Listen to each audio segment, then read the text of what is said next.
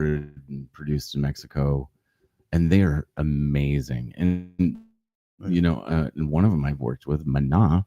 I think they're about to get inducted into the American Rock and Roll Hall of Fame. Really? Yeah, Mana is. I mean, they're basically U2 of Latin America. Oh wow. Yeah, they're massive. They own a restaurant in Puerto Vallarta, Jalisco, Mexico, called Cafe de Artiste, in which they hang out. I mean, they're internationally touring band, but you know, they come home to Puerto Vallarta and they have their own 4- or 5-star restaurant that they just sit and fucking chill at, just drink and smoke and just like, and then this we just and then we go into the studio afterwards and stuff. But they're being inducted into. That's crazy. Well, cool. No. They're on the voting list, and I think they're like number 8 to 10 last time I checked. Vote, yeah, I don't go. Oh. They're awesome. Do you think Canada has like the U2 Canada, the U2 of Canada?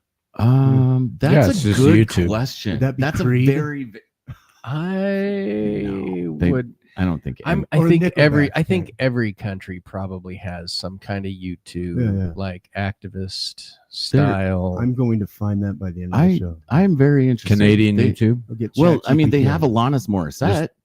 She's the U2 of Canada. She's a fucking bad bitch. Oh, I know she is. I love it. Like, I mean, there's that. They have the Guess Who was from Canada.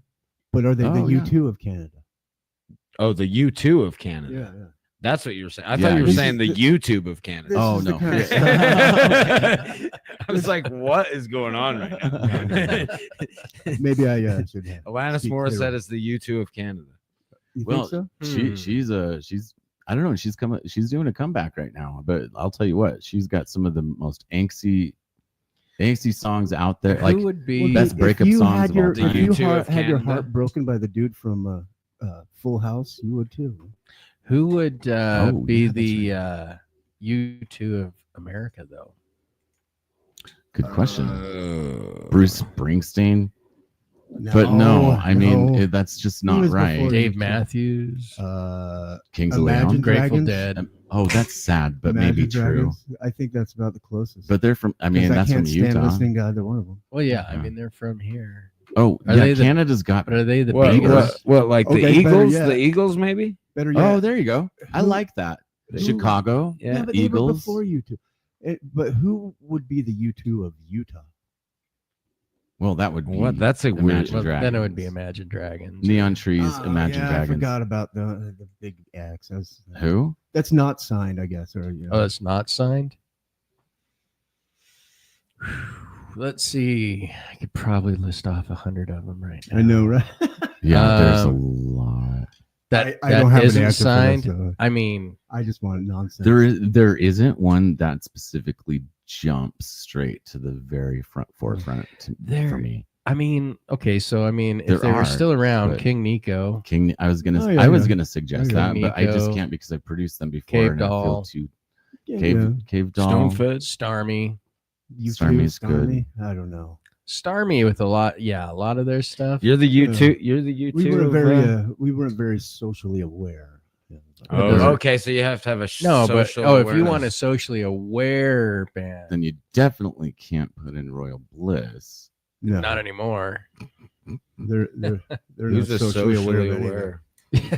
They're socially aware that they're here. I think Taylor has a couple times. Jerry Joseph and the Jack Mormons. I'm sorry I brought this up. No. Well, anyway, I think welcome to 801 and done, right?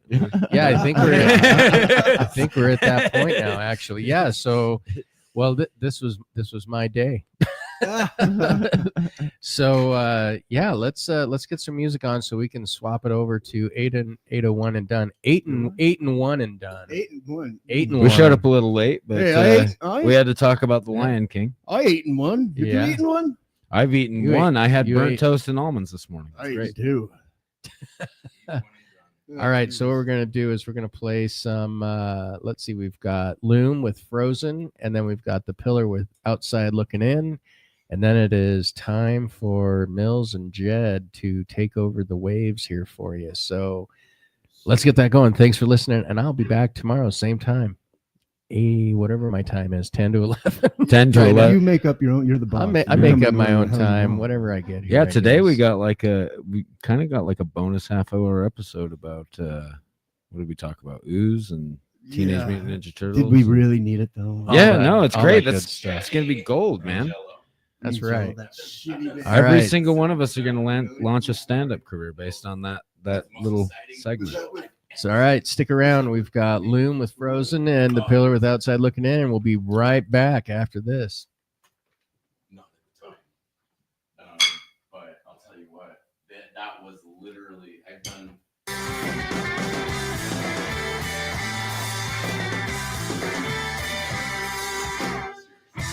You act like the winter will never come, but you can't survive. But this has an empty canvas, and we should call it set for a day. And pick up the paintbrush, and pick up ambition.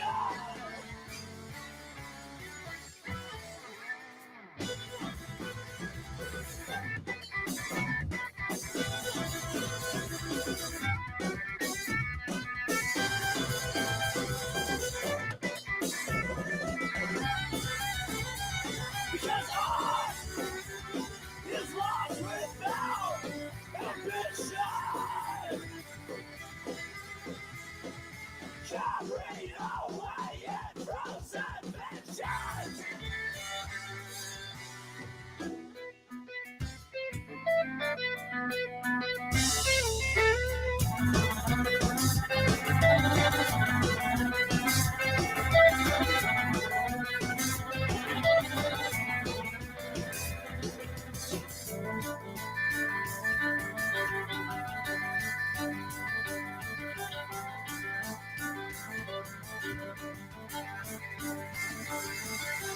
If you come to us like we know you, we're all the same and empty too. We'll find our own way out of here and never look back with regret.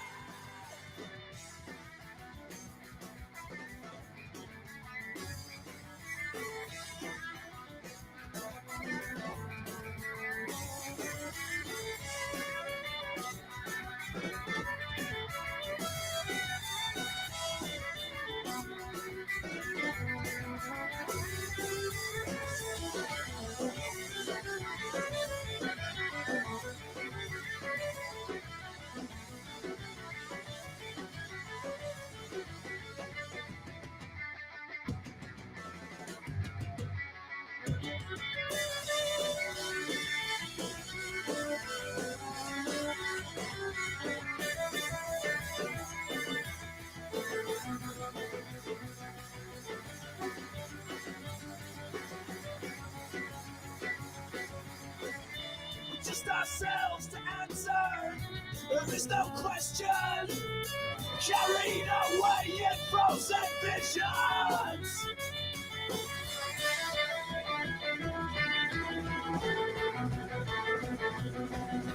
We'll find our own way out.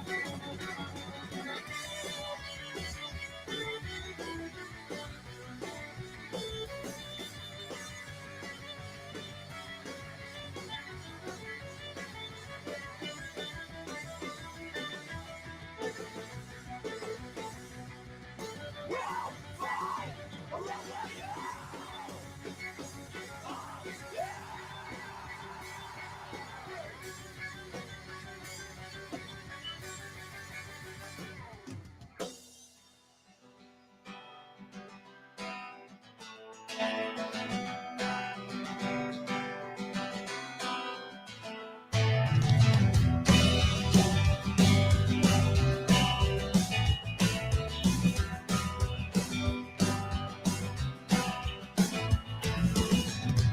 Like a spot on a slide, I'm analyze these molecules, buzz and collide. These aren't yours, these are mine. The self does not communicate, and the disconnect remains, yeah.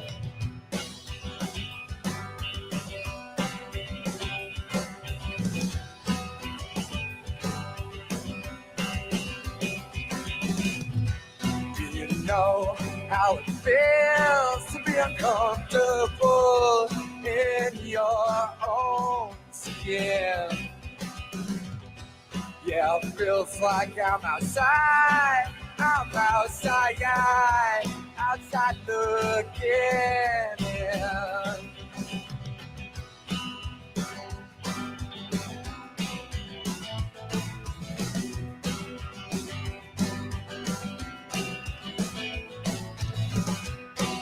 I saw the window to the soul.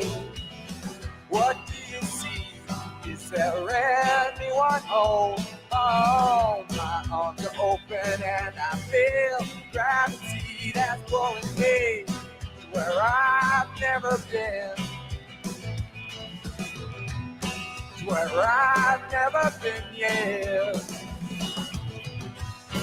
You know how it feels to be uncomfortable in your own skin.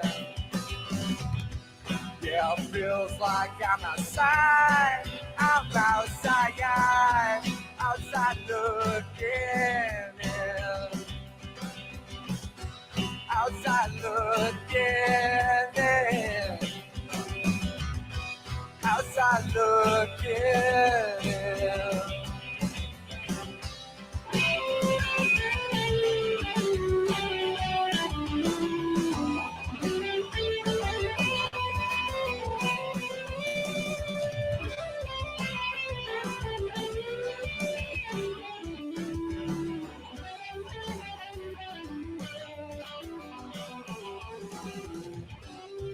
And you asked me to wait, but I'd already gone my own way. I just needed to find a little peace of mind.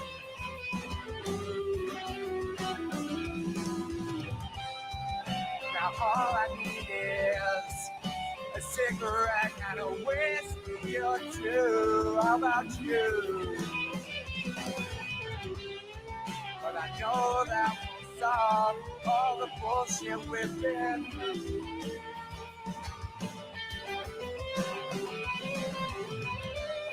I know that won't solve all the shit that we've been through. Yeah.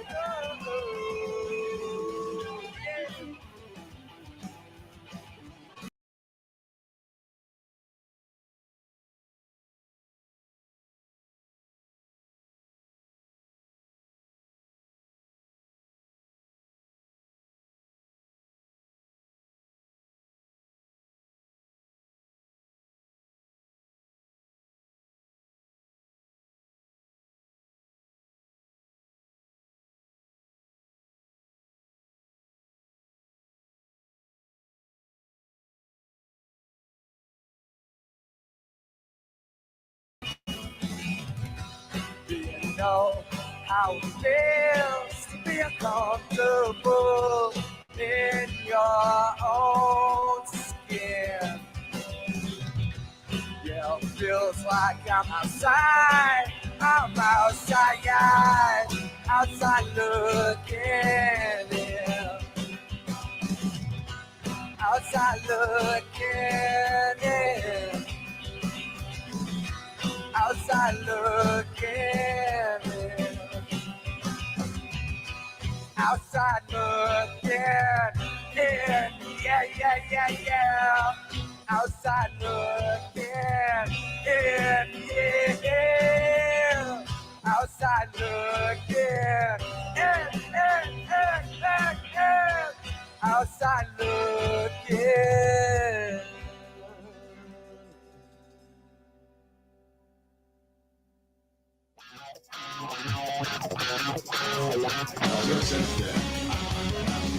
Well, after the song.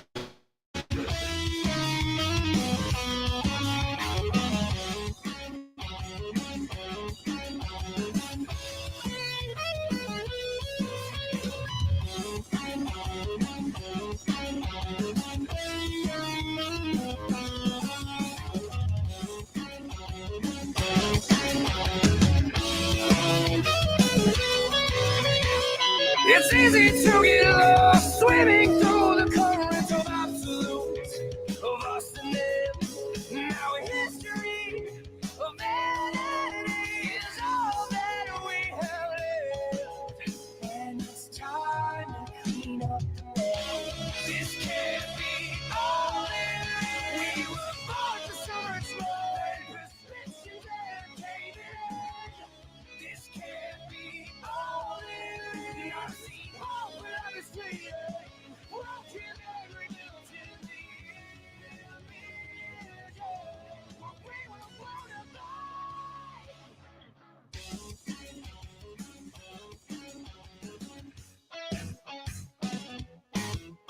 As evolution marches on, the helix breaks a future, but for all I remember, would you say the same? Oh, rational, circumvently, this can't be all it is. We were born for so much more than prescriptions and payment. This can't be all it is. I've seen hope, but I've been bleeding. Broken every guilt in the image. We were born to fight.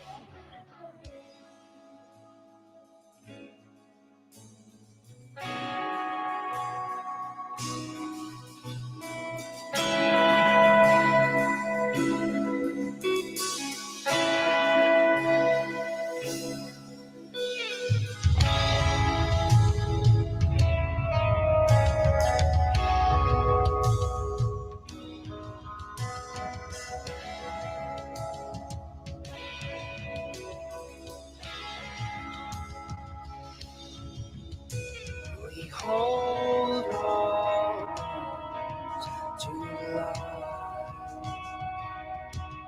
We pray that our fractions earned us the right to be safe.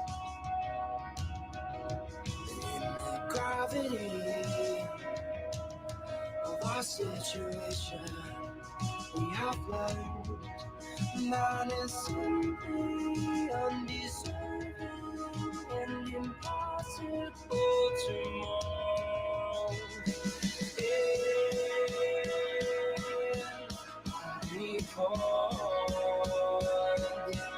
You find this burden too heavy to bear. And inside, feel yourself sinking in the almighty sea. Despair. And I promise you this, I will jump ship the first chance I get.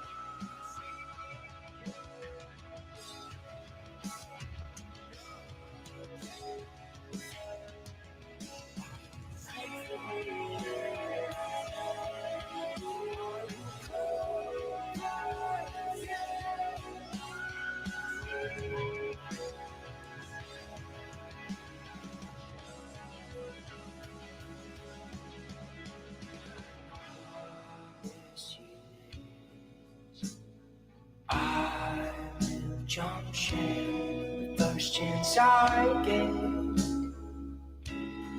I get. I promise you, I will jump ship the first chance I get. I get.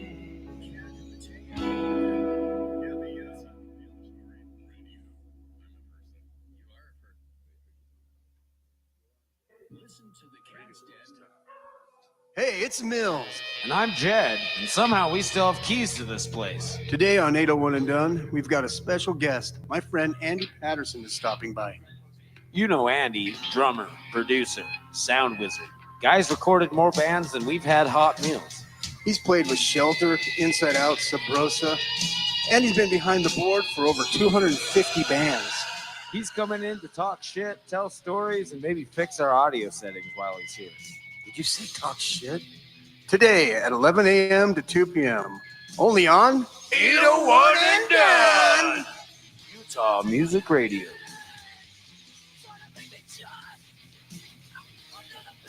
All right.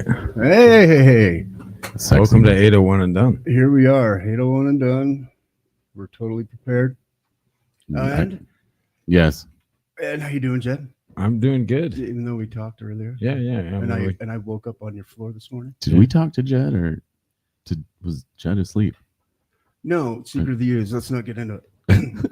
Anyway, and Mateo's I'm still sticking around asleep. for a while, but Hey, what's going on, guys? in the studio right now.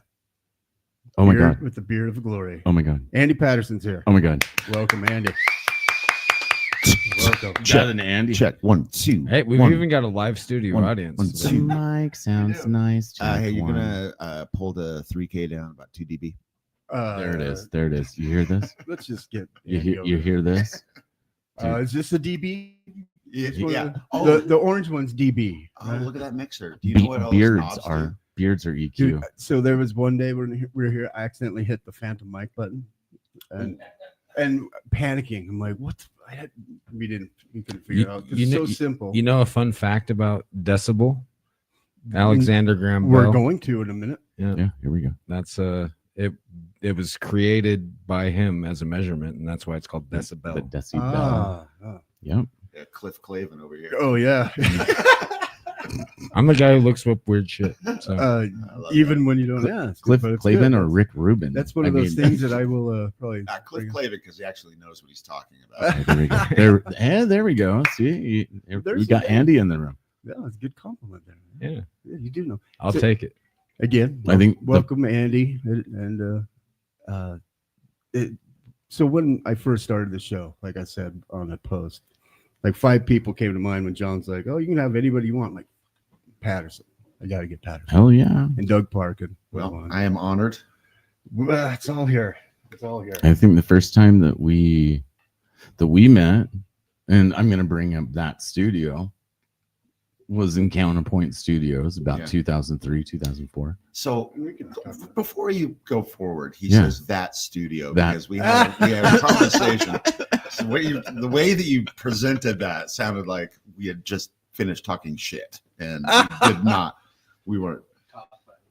Oh, are we not Uh-oh. on air? No, Have you not been on this whole time? we've Well, we been- got to pretend we got to do it all over again. So we're gonna Dude, are we seriously? we're gonna play the promo So- again. Every Somehow we still have keys to this place. so every show I managed to screw up something. I got it over with at the beginning of the show. Well, yeah. So, So I guess let's do this. You guys missed gold. We had some. Let's Sexy go back. girl. Let's go back. Hi, Jed. How you doing? I'm doing good. Hey, same. Mateo's still here. That's cool. I can't believe that I am. And Andy Patterson is in the house. Let's welcome Andy again. Repeating my generic audio engineering inside Oh, yeah. joke. Yeah, decibel. Yeah. Yeah, we missed that whole Decibel. thing. Oh, see, Because Jed's been taking everybody's secrets. yeah, because that's Andy the was real loss is that we lost the knowledge. yeah, We Andy was lost the telling knowledge. you Now it's gone forever. It's the- like we burned down the Library of Alexandria, and nobody knows why Jed- it's called decibel anymore. Jed, you have just say it again. Just say it again. Yeah. Oh, it's because of Alexander Graham Bell created that unit of measurement. That Easy is for you to correct. say. Yeah. All right. that is Easy correct. for you to say. The Well, decibel. You'll catch me on trivia nights on Thursday at I don't know where. I don't ever do that stuff. Here, just No. We're not doing that And here. through the Oh yeah, age- here now. Thursday nights we're Okay, doing yeah. here trivia night. All right, you box of kittens. sexy. Let's. So Andy, I guess since we're a half hour behind and we're Oh, we're longer than I that. lost some air time on dead air. Thanks. It's dead air with Mills. Dead air with you almost called it that. So. I know I did. let's start with what are you doing now? Like Right now, music, yeah, like musically. Right at this moment, what are you doing? Like Right what now, are you working? What are you playing in? I'm in a puzzle basement with a bunch of dudes all staring at me, And I'm sorry about that. microphones and cameras. What am I doing? Playing wise, I play in a band called the Odolith. Yes. I'm playing in a band called Glossa.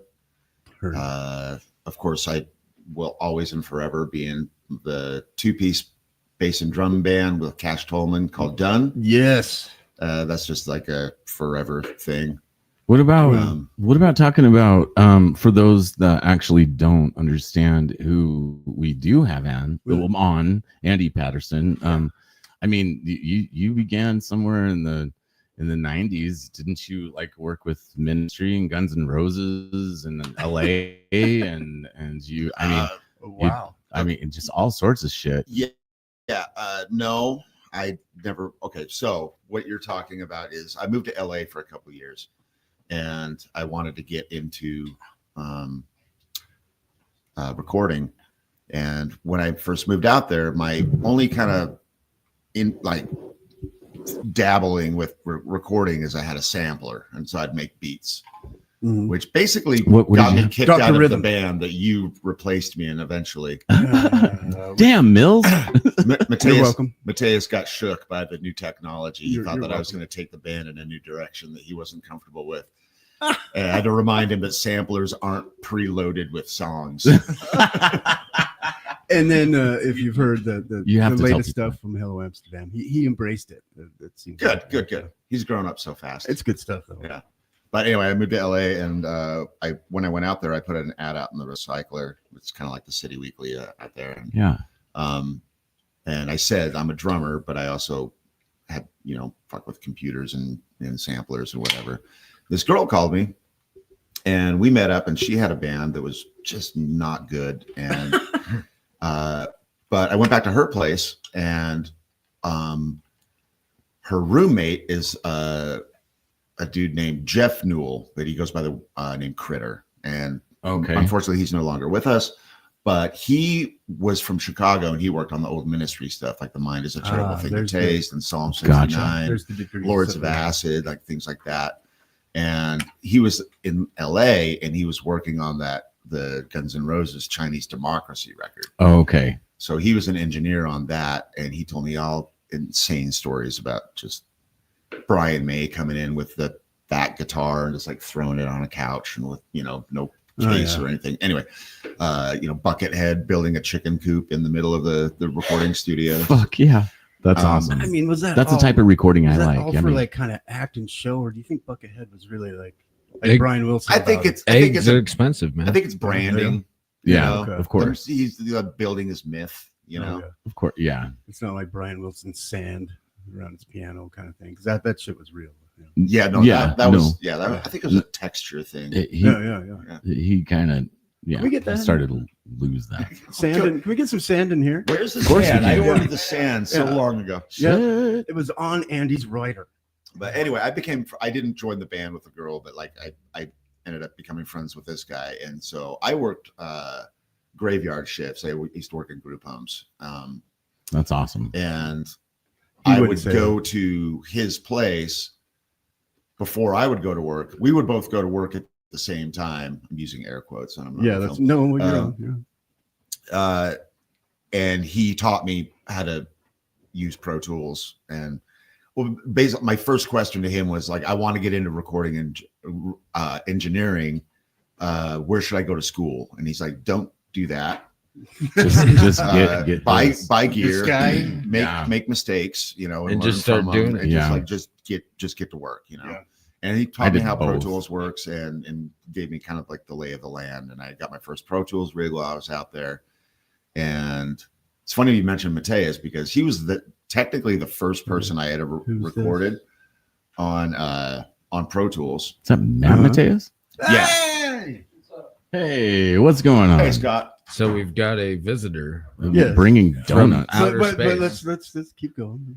So Mateus was actually the first person I ever recorded on Pro Tools. There was a studio out there that we had an arrangement where I provided the Pro Tools rig, and they let me do whatever I want. On Did off you hours. guys record that for? It was which became Hello Amsterdam, right? Yeah. Did you guys record that out there in LA or? Yeah. Like that song, "The Morning." Yeah. And there was another one, and which was funny because it Cold to Come. No, it wasn't Cold to Come.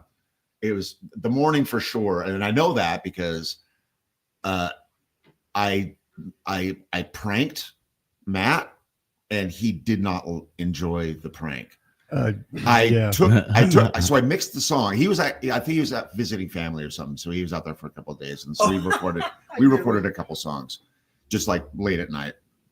And I sent him the mixes, but I also sent him like a really fucked up like remix of one of them where it was before auto-tune, but like it was basically like that, like the vocals were all. When you like did this like vocal effect, and that takes a lot of work. The share approach, where they actually use the. It was. I mean, it wasn't auto tuned, but it changed. It was pitch shifter. It's like kind of what or Queens of the Stone Age did in a few of their songs. How about we all just it's all hand designed.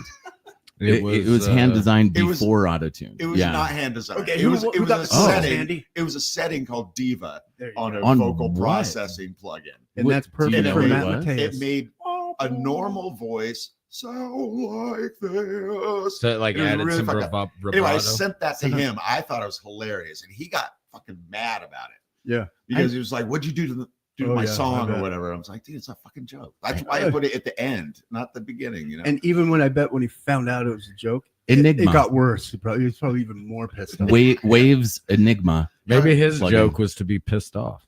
No, you got to meet Andy. We love you, Matt. It's a whole lifetime of a joke of just being angry. Oh, so, I got in his crowd, under his skin every tour. All I had to say was, "Whatever, Matt, it's your band." Yeah, and he wouldn't talk to me for a couple of days. Yeah. Bless his heart. I'm gonna start using that. Whatever, man, it's your show. Damn right. There you go. There you go. Now it's all on you, bro. So when did you come? Because I kind of remember. Well, actually, I'm horrible with dates and years. You came back to Utah. Why did you leave LA and come back to Utah? So I left Salt Lake because I just needed to go somewhere. I just needed to do something. Yeah. I actually had a U-Haul booked to move to New York with everybody else. All of our whole friend crew all moved out there pretty much at the same time. Mateus, that's awesome. Cash, Jeremy Chatelaine, Jim Kimball, Jeff Johnson. Yeah, I went out there Spanky, for a few days. Like everybody moved to New York in the same year. And I was going to move to New York, but they were all like Cash, and because Cash was like, "Dude, it's hard out here." Yeah, and it was just like vibing me, and like I was just like, it's a bummer vibe, and I was just anyway. I went to LA to audition for Sensefield. Oh yeah, yeah, and while I was out there, I ran into Rob Hayworth and a couple friends, Andy Moyes, and and Andy told me that his roommates had just moved out and kind of screwed him over, and would I be interested in getting an apartment? We should get an apartment. And I was like, so I just switched my U-Haul to go to California instead of New York, and so that's how I ended up there, out there for a couple of years. Then I got married, and we had the wedding up at my cabin. And while I was there, I just had this like epiphany, or I don't know, moment of clarity. It was like, it's fucking beautiful out here. Yeah. And I was living in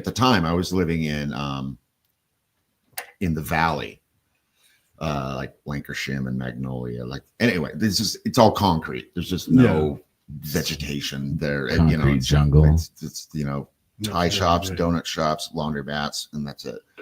And like I gotta live where there's pawn shop, liquor store, pawn shop. Where are they taking me? That's not Utah. That's 7-Eleven, Mormon Church, 7-Eleven, Mormon Church. There you go. Yeah. That's about right. So anyway, I was out here, and I was like, it's beautiful out here. All my friends are out here, and so I was like, I'm going to move back. So I moved back, and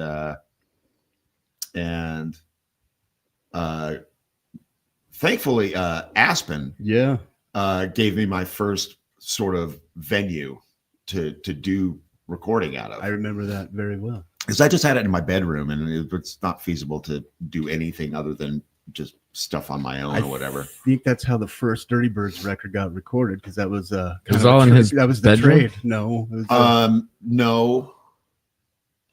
no. Okay. First Dirty Birds record happened when I moved into the old KRCL building. With I recorded. I know I recorded something. I can't remember everything that I did. That I know I did the Fancy record there. Oh yeah.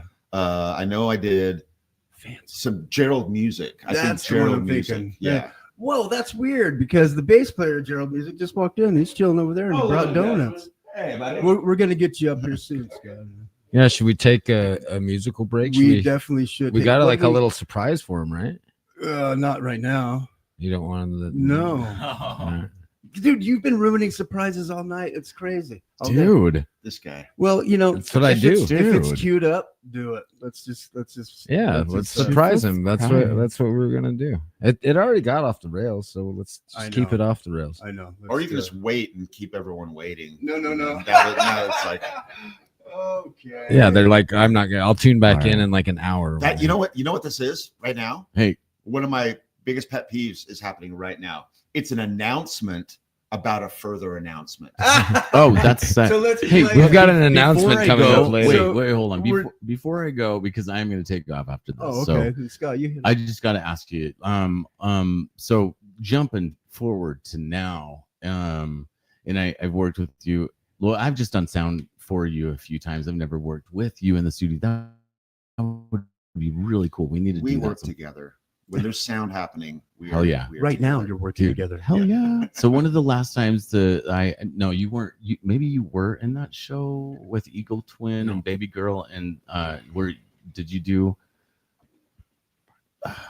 you anyway? So I don't know if you I don't think you did SubRosa or anything with Eagle Twin, but you worked with Gentry and Eagle Twin recently. I just want to know about that real quick. Like, how did that go? Because the most recent Eagle Twin, I think so. Didn't you? So the most recent one is a split. Yeah. Okay. A split on they're gonna kill me if I get it wrong. Desert Records. No, they won't. They're not listening. Anyway, Otolith? I think or the Otolith. It was. We did a split. Now, do we have a second? Yeah, dude, okay. You're the guest. Take as long as you want, man. That split was a couple of amazing like engineering feats, not only on my part but also Gentry's part. So Eagle Twin, I recorded their last full-length record, and what they did is they came in 2 different sessions, but for like a week at a time, and like a bunch of hours a day. And they just laid down hours and hours of material. And then I gave Gentry all the tracks, and he took them home and edited together. So like, section 1, take 3, or, whatever, like put together like a master take of it. And that's how the first record was done. Awesome. Now they had like just a shit ton of material left over. Yeah. And he took that and finished it with me, did vocals and all that, and sort of like, I think the songs that he did were written as such, but like it's just sort of like, but they built it out of old stock, to make a new. That's record. Really cool. You have a bunch of a bunch of what do you call it? Like just gold tracking. You just the got way you're holding your hand, all hands, the building material, and then you just like put together something. That's that's cool. Now on my end, this is a master feat on for me is we'll come pat you on the back for you. So Otolith did our side of the split, and that went great. Nothing noteworthy there, other than Otolith was asked to be part of a Jethro Tull tribute record. Holy Jesus! Oh, really? I fucking hate Jethro Tull. I do too. Well, I've known you long enough to where right when you said that, I was like, oh my God, Andy. Yeah, that's not. Okay, so that's not.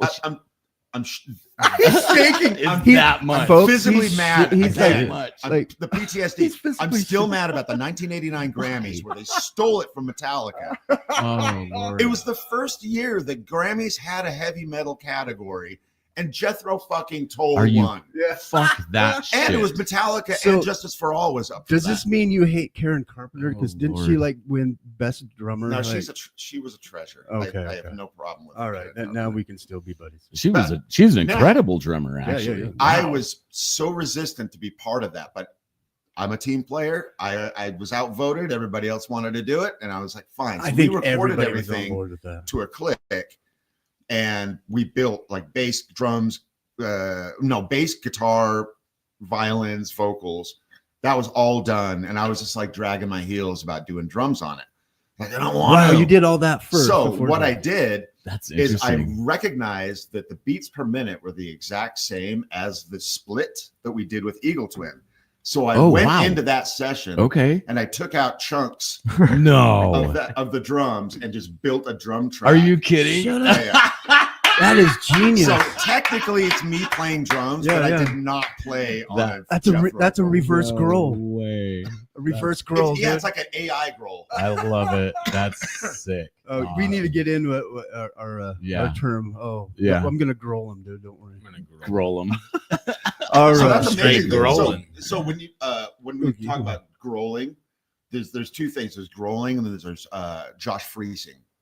So growling is when someone in the band replaces your parts. Okay. Right? like famously on the Color and Shape Foo Fighters record. Yeah. Like Okay. Will Goldsmith from Sunny Day Real Estate was the drummer. Yeah. But Dave Grohl played drums on that record. That's and so that's funny. obviously Oh that's my And did it one of the tell big reasons why Will Got it. Goldsmith's not in the band anymore. That's funny as shit. And then there's getting freezed. Getting freezed is being replaced by someone like they outsource. Oh, like they get someone God. outside of the band to come in. But then, are you still in the band? Like they're still using your image Yeah. and coolness? Sometimes Sure, they just for the studio. Didn't No Doubt do that shit with the Freeze, I watched a thing about Counting Crows, Mr. Jones, and they did that because the drummer was like, "This sounds too country. I'm not going to play it." And then they brought in another drummer, and then he was like, "All right, I'll play it." But yeah, he ended up on Mr. Jones. You and I share a friend, Cash Tolman, Oh yeah. who was in a band that was both growled and freezed. Oh man. He was in a band. He was in a band called Institute with Gavin Rossdale from Bush. Oh yeah, I remember those. And days. also Chris Traynor from Burn and I remember those whatever. days. That's And funny. Also plays in Bush. Cash's bass parts got replaced by Chris Traynor, so he got growled. But Cash so continued funny. to be in the band though, didn't he? Cash was the bass player of the band. Yeah. And he played bass in the studio, but after he left, Chris Traynor went in and replayed all of his bass parts. And in fact, the one conversation I had with him, he's like, "I think this one song might still be me, but all the rest are someone else." But who got the credit on the record? I don't know. Oh, Yeah, I was just I don't know. wondering. Haven't looked at it. Because I think, But the drummer literally got freezed. They brought That in is Josh so Freeze funny. to do. Oh, the literally, literally, Josh Freeze. literally. How freeze. much do you think That's Josh Freeze funny. charges per session? I mean, he's like probably the highest. I paid. want You to. have to I ask, want to you know how can't much he afford it. charges to Oh, freeze wait, bands. Chat GPT. I'll find that out.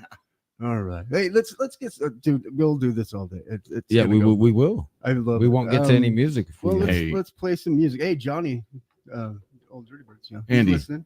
Good to see you, man. I can't wait to talk to you again. Hey, man. We need to chill in the studio, and you need to come over. And, Yes, please. yeah. Andy is one of those guests that it can't be done in one episode. No. Like Doug Park. And, No. And No. Stormy might be coming. I shouldn't be saying that loud on the mic. Yeah, Anyway, giving away surprises here. dude, who? He's Jed- blaming me. Jed- Shit. This is gonna go Jed- bad. I like how you say the Oh, thing man. you shouldn't say on the mic, and then you say on the mic. You even lean in like, "I shouldn't have said that." he says the quiet things out loud. exactly. That's like closer That's, to the that's mic. what I'm here for. Yeah. I'm here for the disclaimers and weird fine print. And listeners, He's this like, is no, Mills. I totally love you. What you're doing is great. This is Son of a exactly bitch, why you. But this is instead, he's like, exactly you why we're goddamn going son of a viral. bitch. Hey, Mills, you're so Exactly. Yeah, That's happened at the studio. I have to remind people, like, this is a recording studio. There's mics everywhere. Not in the bathroom. But hey, I got everywhere. questions about that too. So we're gonna. Let's not all. Oh God, I almost said something awful. At Counterpoint, there's fucking microphone inputs in the bathroom. What are you talking about, Andy? Shut up. We don't talk about that. Okay, sorry. Then they probably have some shit on me. I mean, I've seen Literally, they probably have your shit on. No, that'd be the least, that would be the least of my worries, Jeff. I used to have a reel. Least of my worries. I used to have a reel of Mills. He's told me about this. Yeah, every time I've recorded him, he'll finish a take and he'll go, "Fuck." Shit. And at one point, I need to find it. I wish I could. I'm it's gonna just like a half an hour of just fuck. No, you did that. That's wonderful. I'm already developing another one, like, because we do our promos and stuff, and it's the same exact thing. I still do it, Andy. Digital assets. I still do like, it. I still do it. We recorded a live thing with somebody else playing, and I did it. And I don't know. It's just like they get done playing. It was a great take. I'm like, oh no, not you. Oh. Wait. It's just sorry. It's just habit, muscle memory. It's just habit. I curse after every track that's recorded. And they're like, now we got to record this 5 more times because I have gotten self-conscious thanks to Mills. No, I remember when you showed that. I came in for recordings. Just played. I'm like, that's he told me about it. He was like, maybe you'll bring it in. No, I think it's been lost along with the Sergeant Livingston tapes. Yeah, it's lost with my archive of pictures of Mike Sartain sleeping on the couch, on the various couches. Oh yeah. Every single session. Man, this stuff sounds gold. Oh man, me and Andy we have like history. Release one picture every day and one. Fuck. Hey, dude, it's brilliant.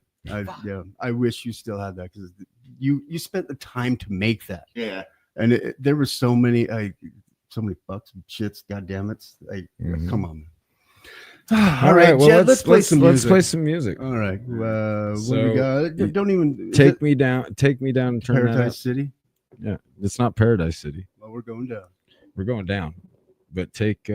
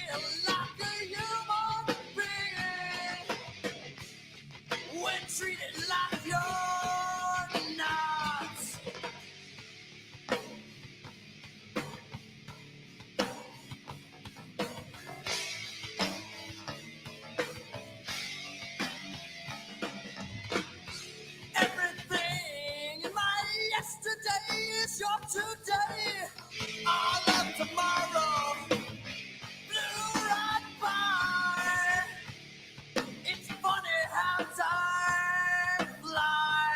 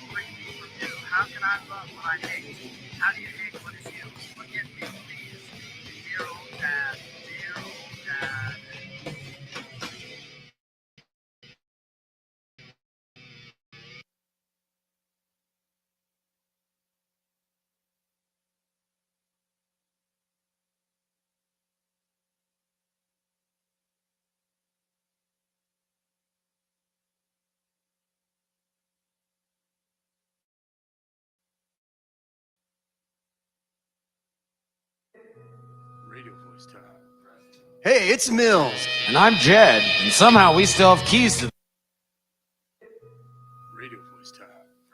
Hey, it's Mills. And I'm Jed, and somehow we still have keys to this place. Today on 801 and Done, we've got a special guest. My friend Andy Patterson is stopping by. You know Andy, drummer, producer, sound wizard. Guy's recorded more bands than we've had hot meals. He's played with Shelter, Inside Out, SubRosa, and he's been behind the board for over 250 bands. He's coming in to talk shit, tell stories, and maybe fix our audio settings while he's here. Did you say talk shit? Today at 11 a.m. to 2 p.m. Only on 801 and Done. Utah Music Radio.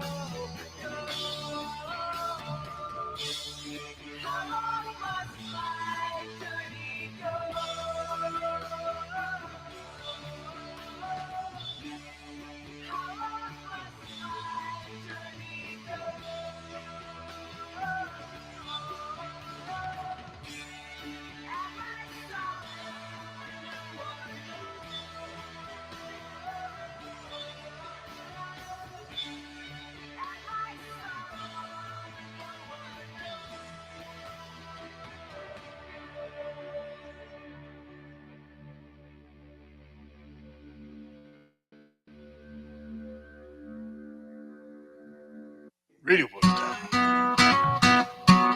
This Thursday, March 27th, 801 and Done is turning up the volume with a true Salt Lake legend. Rick Gerber. You've seen him in Tanglewood, Ulysses, and Bad Feather, and if you spent any time in the local scene, you already know. From dive bars to desert stages, Rick's been putting out raw, honest music for decades. We'll be spinning live tracks, digging into his catalogs, and hearing from the man himself. Thursday between 11 a.m. and 2 p.m. only on 801 and Done. Utah Music Radio.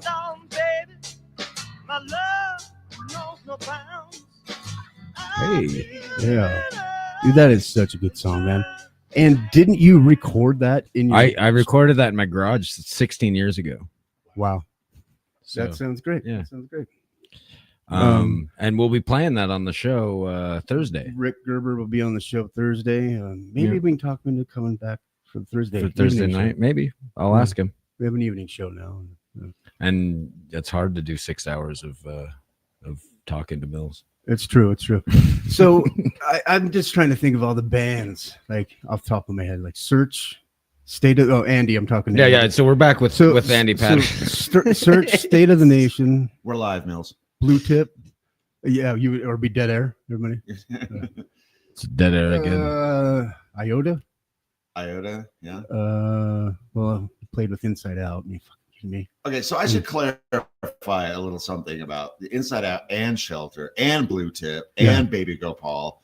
All those were like filling in, right? It doesn't matter. I know, but I just thought, I don't want people to think that I'm like I'm not trying to pad my resume. If I filled in for anyone one of those bands, I'd be like, oh yeah, I was in Inside Out. Yeah. I do that now with just local bands. I think are cool. I'm resistant to that kind of attitude, but that's me because I'm yeah, I know. As you know, I'm because you're an honest man. You have moral and a standard height. Me, I recorded one song with JW Blackout, and I was like, I was in that band. That's my band. Yeah. Well, okay, so there's the distinction if you were in a band or not. I say if you play at least one show and or a recording, then you were in the band. See, boom, there it is. Yeah. All right. Well, we've got our other guest, Scott Bell. We just swapped out Mateo, and now we've got say hello, Scott. Hello, Scott Bell. And actually, Scott Bell was mentioned earlier because one of the first bands you did when you came back from LA was Gerald Music, right? Yep. Rimini, right? Yep. Yeah. Do you remember the ass claps? Oh, I do. Okay. Oh, I do. Yeah. Vividly. Actually, I don't think there's been a time where since then that I've recorded hand claps and not thought about ass claps. Every single time. For you folks at home, we had some hand claps on a song, and I guess I got the brilliant idea. It's like, everybody does hand claps.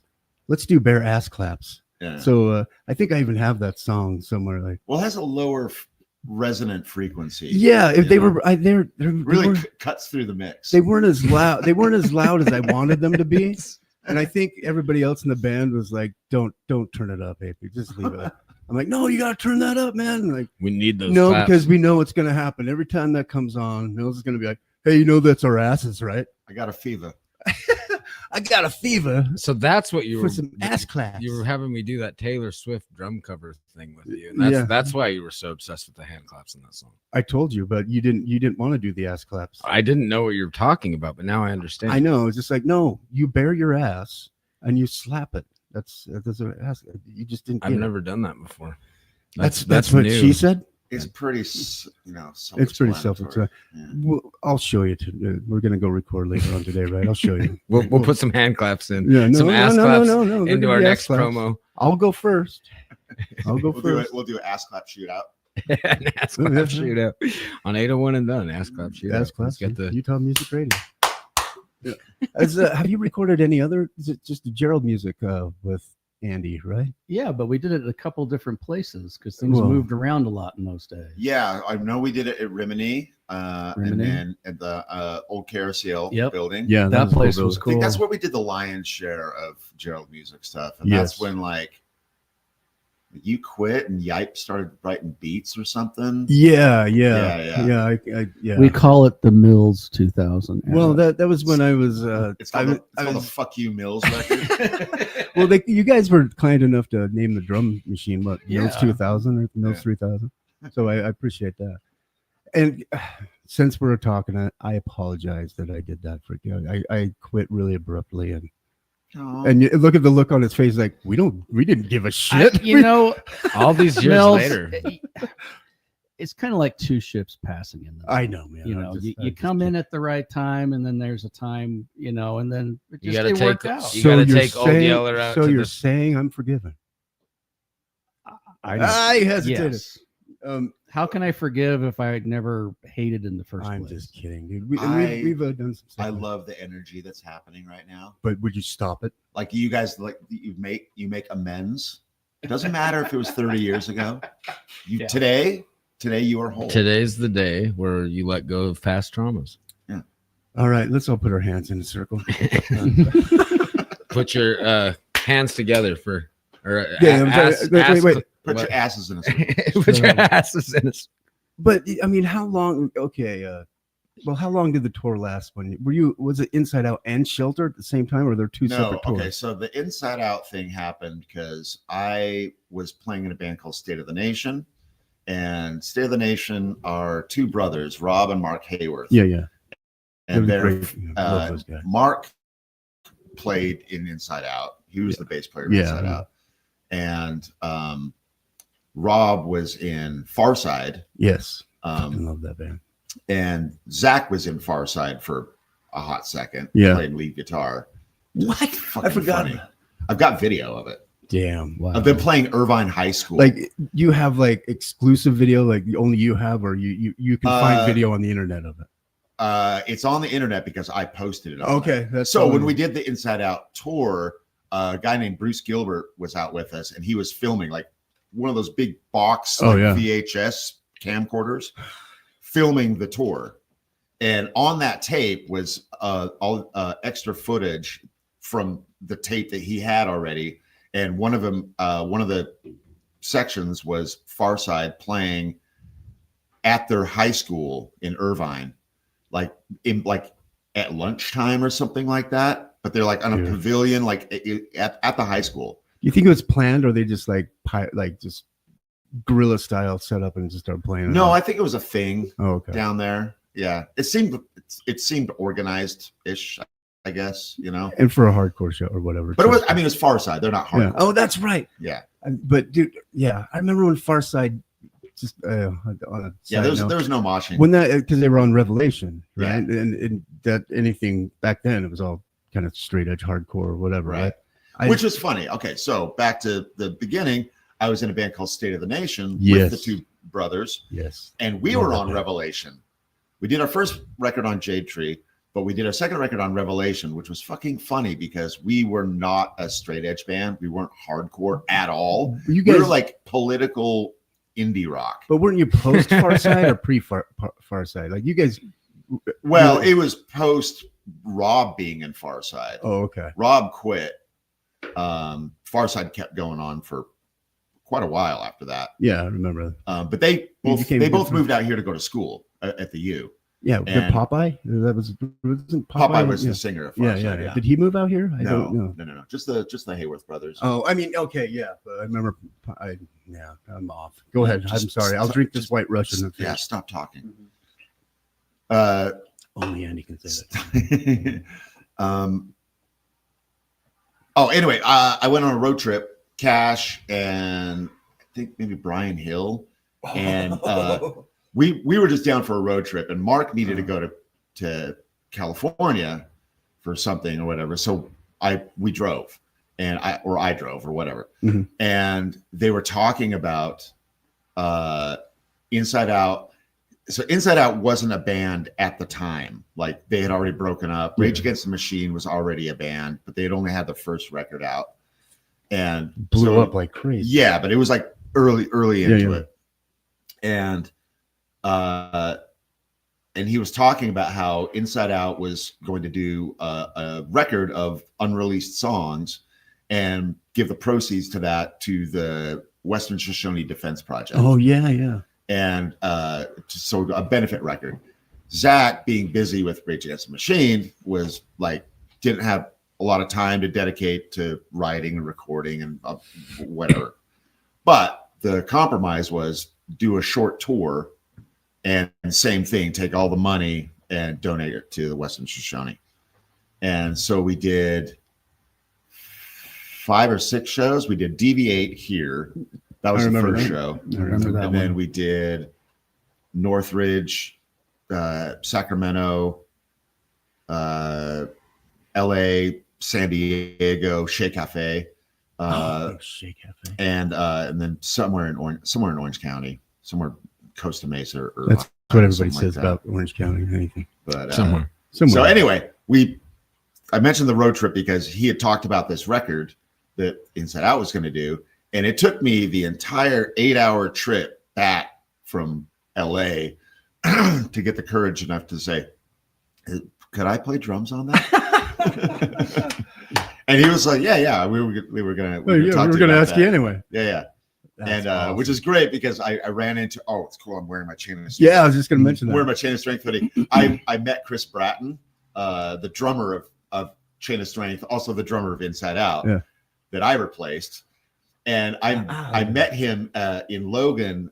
His band Wool played. Oh, I remember Wool. Yeah, Wool was great. Oh yeah. And I went up to him and I was like, met him or whatever, and he's like, "Oh, you're the guy that stole my job." I'm like, "Oh no, I didn't mean to." And he was only kind of mad. I was gonna. Was he real? Oh, I thought he was a little. I thought he was gonna like punch you in the shoulder and be like, "I'm just fucking." No, he was cool to me, but you could tell he was kind of butthurt that he wasn't asked. Well, can I ask something a little controversial? Why didn't they ask him? And I have no idea. Okay. Also, Vic DeCara was replaced by Rob Hayworth on guitar, and Vic DeCara was like a huge part of the Inside Out sound. I had to be curious to know. So I have no idea what the politics were or the logistics or anything like that. I think it is more likely path of least resistance. See, we're already in a band together. All we were doing is basically the same band, but adding Zach on vocals and playing different songs. See, and here's the difference between me and you and why you're a better man. I would have been all about like, "Hey, so why they ask me and not because I would have to know." You were just like, "I'm just lucky enough to be here, man. I'm just gonna enjoy." Like, "Oh, good." Yeah, it's like when I replaced you for the last Telebrass show. Jesus Christ, I was in jail. All right. Yeah, that was the reason, because you were in jail. I was in jail, and which led to one of my greatest on-stage quips of all fucking time. Yeah. Matt was introducing the song "Collect," and he had said, "Do people even call Collect anymore?" And I just, without skipping a beat, I would have been so proud of myself. I said, "Didn't Mills?" Because you had called from the jail earlier that day. Yeah, to wish you guys luck. This is a true story, guys. You called Collect to wish people luck from jail? You used your one people call. were collecting money for you. You get call from bail jail, you it out. has to be Collect. So you get one. You get more than one phone call in jail. It's a big old, wives' tale. Yeah, but the problem is, like, when you're just getting intake and you're not like actually booked, you'd usually only get one call because you're like standing behind a bunch of guys that are just calling. Most of the time they're just calling imaginary friends, but it's like, just crack. And then but yeah, that story. Yeah, and it's a true story. But I no, we'll tell that later. The reason I was in jail is dumb. Anyway, I lost 2 really good gigs that period. I learned my lesson. We'll see. But Takes drink of White Russian. Well, I did my best to honor your name. So, dude, you went for the joke, and that's what I always do. Never leave a bit. Just go for the joke. Yeah, if it's there, like, even if your question, should I say that? Just, yeah. You'll regret if you don't. Always. Hey, always that's why he likes me. Yeah. I always go for the joke, and you get it right back. And then when you get like Patterson, you and Patterson similar, but it just gives it right back. This guy puts me in my place more than anybody. I've never met. Even more than my late than Sonia. Yeah. No. She puts me in my place. She's probably putting me in my place right now, and I don't know it. He's just not looking at his messages. No. You had dead air again, Mills. That's going to be 3 lashings. Well, she stopped putting dumbass at the end. I'm just kidding, babe. No, she's amazing. Let's not talk about her. She gets mad. What? You have a backtrack button on here. Yeah. Well, actually, Rewind. I believe she's coming. She's going to be recording and finishing a record with you soon, if I remember. On Thursday. This Thursday. Yeah. Holy shit. Yeah. Wow. That's cool. What? This world that we all live in. Small It's Lake pretty City, awesome. man. She was on the show, our first evening show Last Thursday. Yeah. We won't. Rich, show you can tune in if you want to catch our 801 and Done evening show. Please It's listen up on to our this YouTube. Thursday. It's going to be a cool one, but we'll talk about that later. Let's get to some music. Well, what should we get to? What do you don't have anything? I have lots of stuff, but I now have his hard drive too, so we can play something off the hard drive, or I can just play. Okay, well, I want Andy to pick. I'm Can gonna you make a suggestion. Yeah. It's a short song. So we talked about Inside Out. Yes. So I disclaimed and explained my involvement in that. Yes. Now the Shelter thing. Oh yeah, I had a question about that. Okay, so the Shelter thing was this is when I was living in LA. That ad that I put out that I talked about earlier. Also, I got a call from a woman named Sri Keshava, and she was the singer guitar player for Baby Gopal. But the version that I was in was just called Sri. She had got signed to a major label, and she changed it from Baby Gopal. Didn't you play with Baby Gopal? Well, it is essentially Baby Gopal, Okay. but she just changed the name to her name. But half the songs were Baby Gopal songs. Okay. And I did a tour with them, and she was dating Ray Capo. Ray from today. Ray of today. Ray And of today. Yeah. She was dating him at the time, and he needed a drummer for a tour in Japan. So I did a Shelter tour in Japan, and this guy, the way that I did it, the way he auditioned me is him and this guy from Sweden, the guitar player. His name's Supergrass. But he didn't have anything to do with the band. No, not the band. Okay. Supergrass. No, just that's his nickname. But they came to the Moroccan. I was basically living at the Moroccan. Yeah. And I had my Pro Tools rig there, and they came in the middle of winter. It was like fucking January or something like that. And they came over, and we recorded 2 songs that he just showed me like at that moment. And that was sort of my audition to do this tour, if we could get along and whatever. So we recorded 2 songs. So there's 2 unreleased Shelter songs that I played drums on and recorded in the Moroccan. Do you still have them? They're on this hard. Yeah, are we going to play them? Okay, scroll down to holy shit, It should guys! be You have no Shelter. idea what you're about to hear. It should be Shelter. Why at is the doing that? Can I Moroccan. ask you a question, Andy? Do you remember like the most epic? So Shelter played. You remember that house, that little weird house that was in a cemetery, like in Midvale? Oh, the Draper Park or whatever. Yeah, make Or sure not played. the Draper Park. Not the park. It was. It was like the Daughters of the Pioneer. Played there once. That's right? where we played our last Yeah, show. I remember And that. I think it might have been the same show. But Weirdly, Inside Out did a show or did a song there because that's Zach what I was in getting town, at. Shelter and, was and playing. 108 was playing that night, and Zach got up and did like No Spirit. No Spirit. Were you playing with it? No. Okay, No. that's what I did. But Okay. Now I'm having a Chris Farley moment. You remember that? That was cool, huh? Anyway. And also, since Scott Bell is here, he buy little treats for us, and I appreciate it, Scott. I can't think. Talk in the mic, man. Don't be afraid. You're welcome. Yeah. I'll give you a little hint about Scott, so it won't give you too much of a hint about what he delivered to us at 801 and Done. But Scott is what do you consider what's your technical term? My official title as far as the state of Utah is concerned. Yes, on his legal papers. It's called a PMP. PMP. Yeah. Pharmaceutical medical provider. Of? The kind. Of? Cannabis. Hey, there you go. Scott's, he's good friends of me and Andy Patterson. We have history of recording music and all in the history of local bands. And so Scott wanted to stop by, say hi to Andy Patterson because he's a hard one to nail down. Yeah.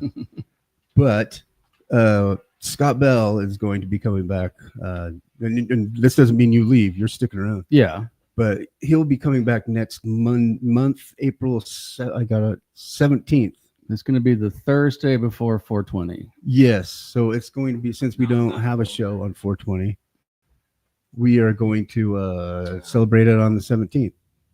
And I'll try to save some of these samples until then, but I can't guarantee anything, Scott.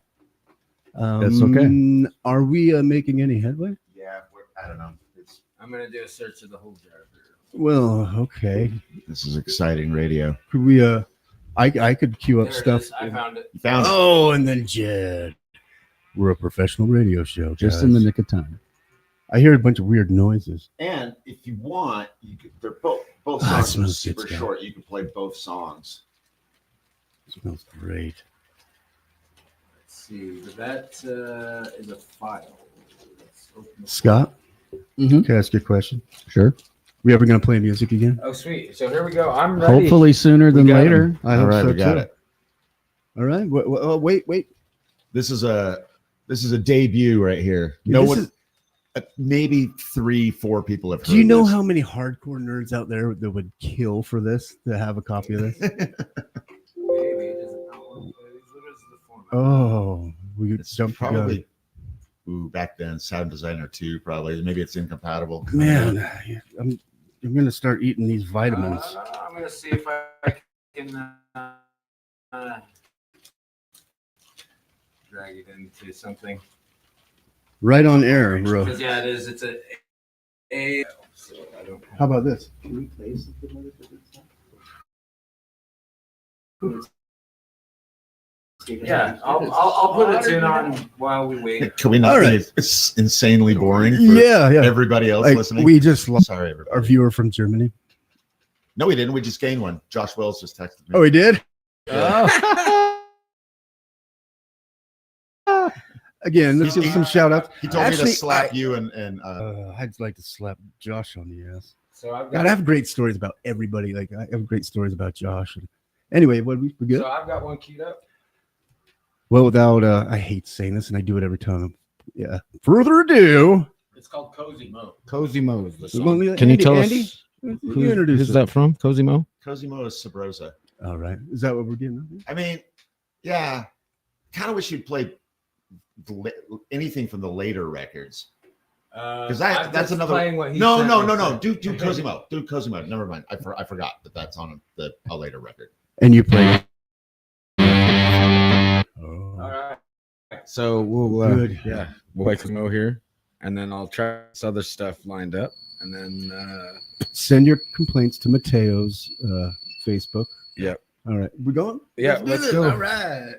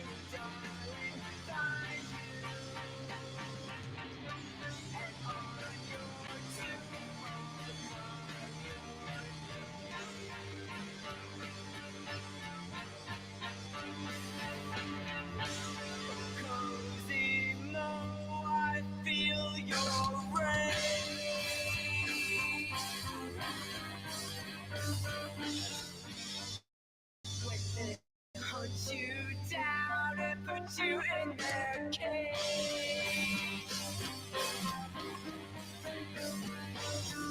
I understand your need to hide.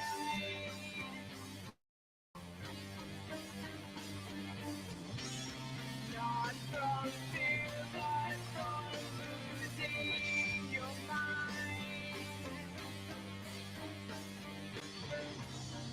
Promise you that I will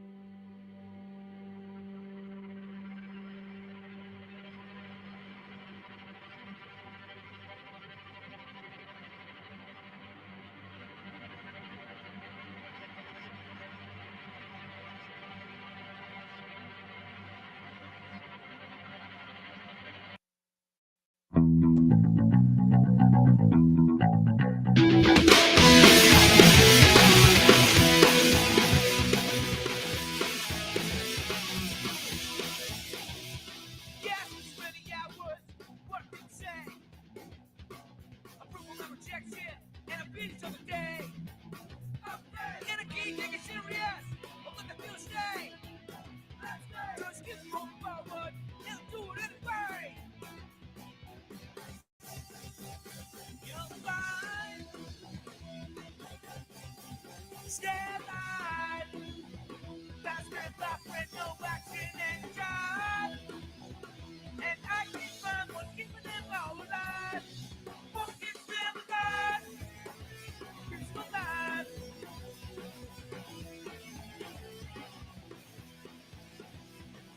Shaking armchair, call my commands.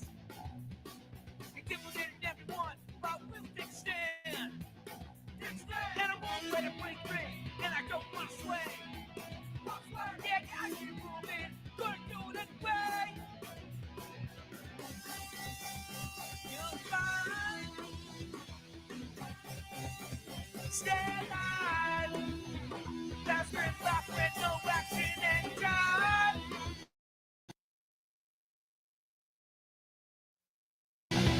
And I keep on keeping them all alive. What keeps them alive?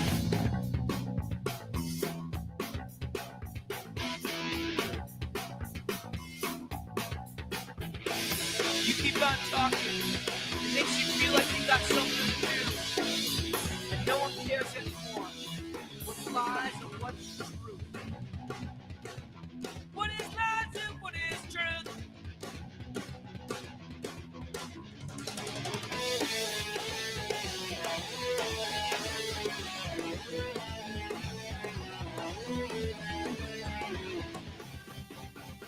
You'll find, stand by. That's red light with no action and drive. And I keep on keeping them all alive. Won't keep them alive.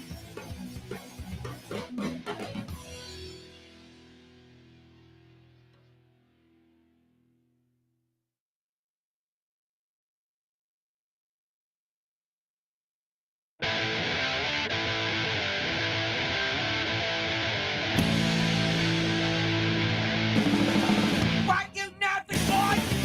Remember this girl trying to change really down. What I'm thinking myself, in my direction, find me now, boys. Thanks for reaching out. Thanks for keeping score. But I don't want to do it now. Thanks for reaching out. That's what British are for. Thanks for rolling through the fight. I didn't last long. What I understand. Shoot at the beach, it's what you doing. We end up with the feeling how to feel free. We took the different feelings of keep take charge. What you said all night. Thanks for reaching out. Thanks for keeping score. But I don't want to do it now. Thanks for reaching out. That's what British are for. Thanks for rolling through the fight. Now, now.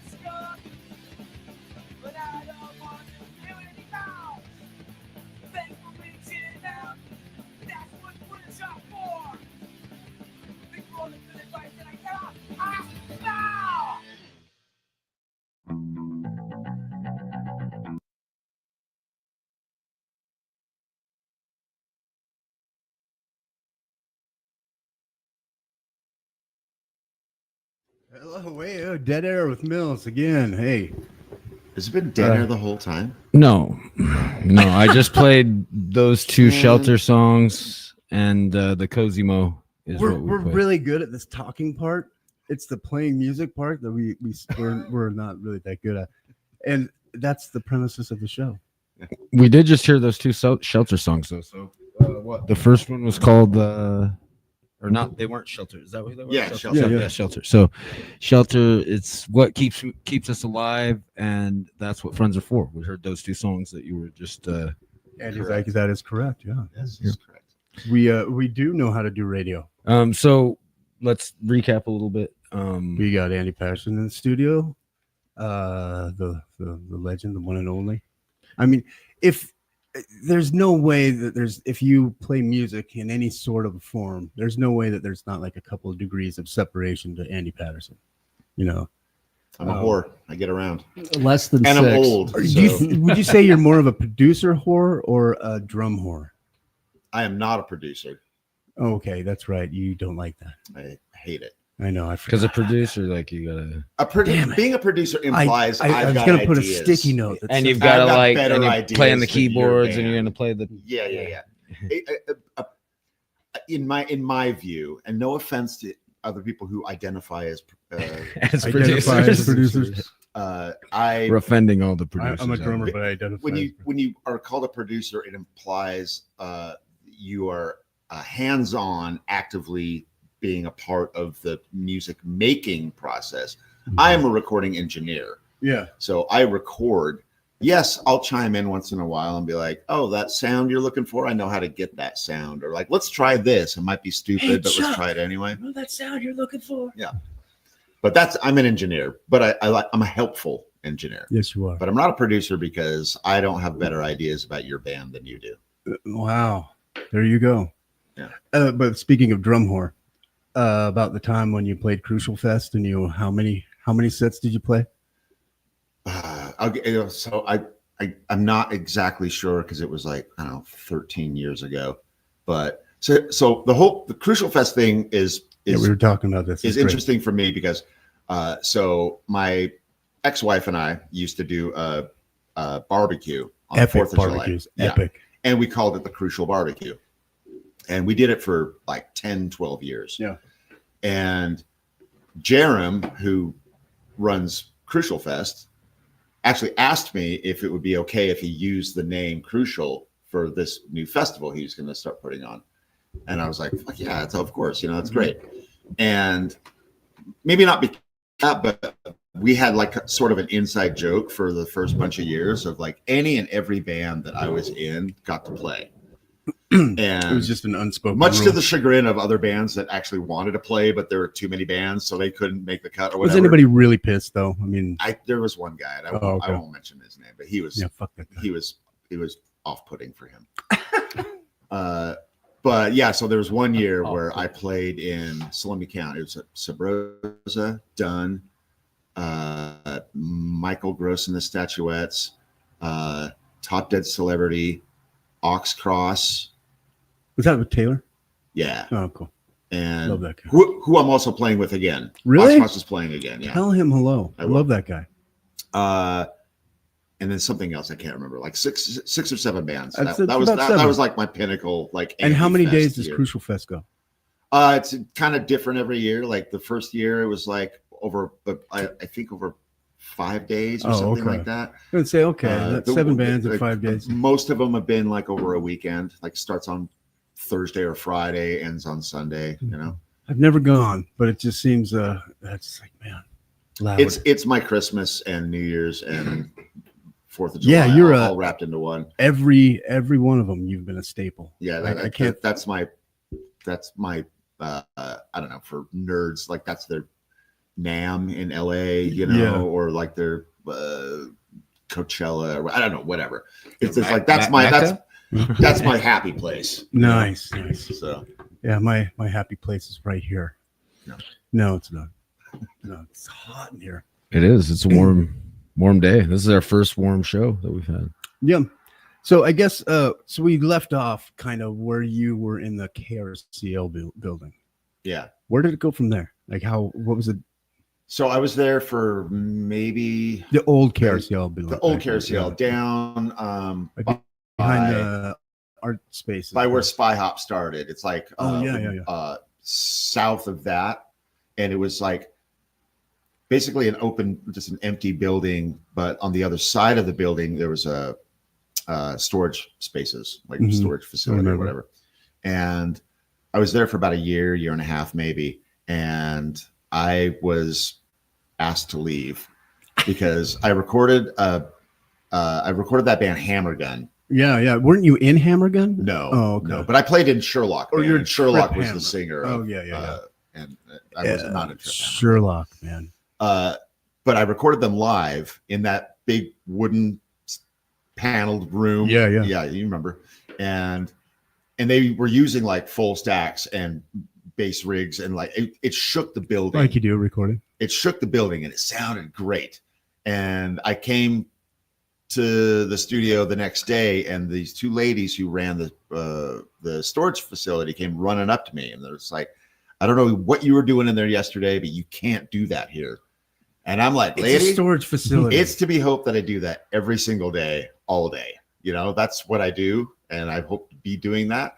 So I had to accept the fate of that we were not compatible neighbors, and so I moved out. Because you were disturbing storage units. That's yeah. People.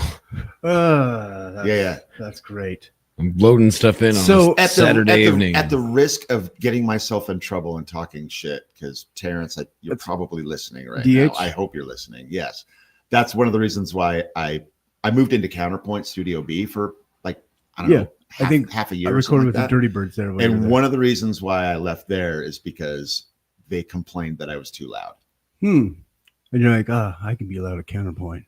Yeah. And so I went back to, and I had it's called the Boar's Nest. I've had that. I had that for a bunch of time. And then Wes Johnson moved in, and he needed a place for like the summer because he was going to move or something. And so I was like, oh, perfect timing, because Johnny called me and told me that Studio B was open.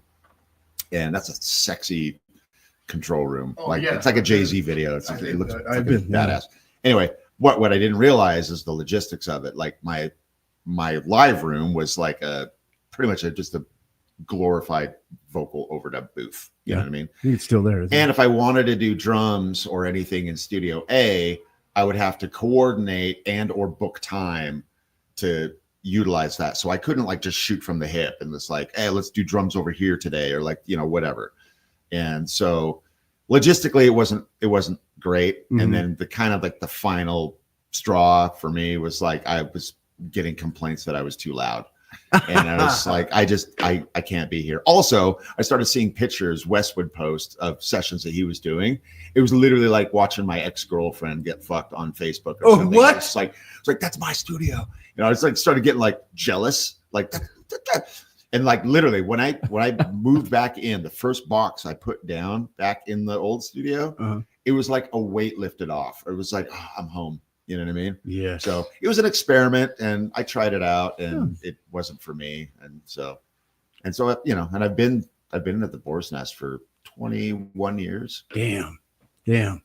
I've recorded more there than anywhere. No. You were doing that 2 years ago. What?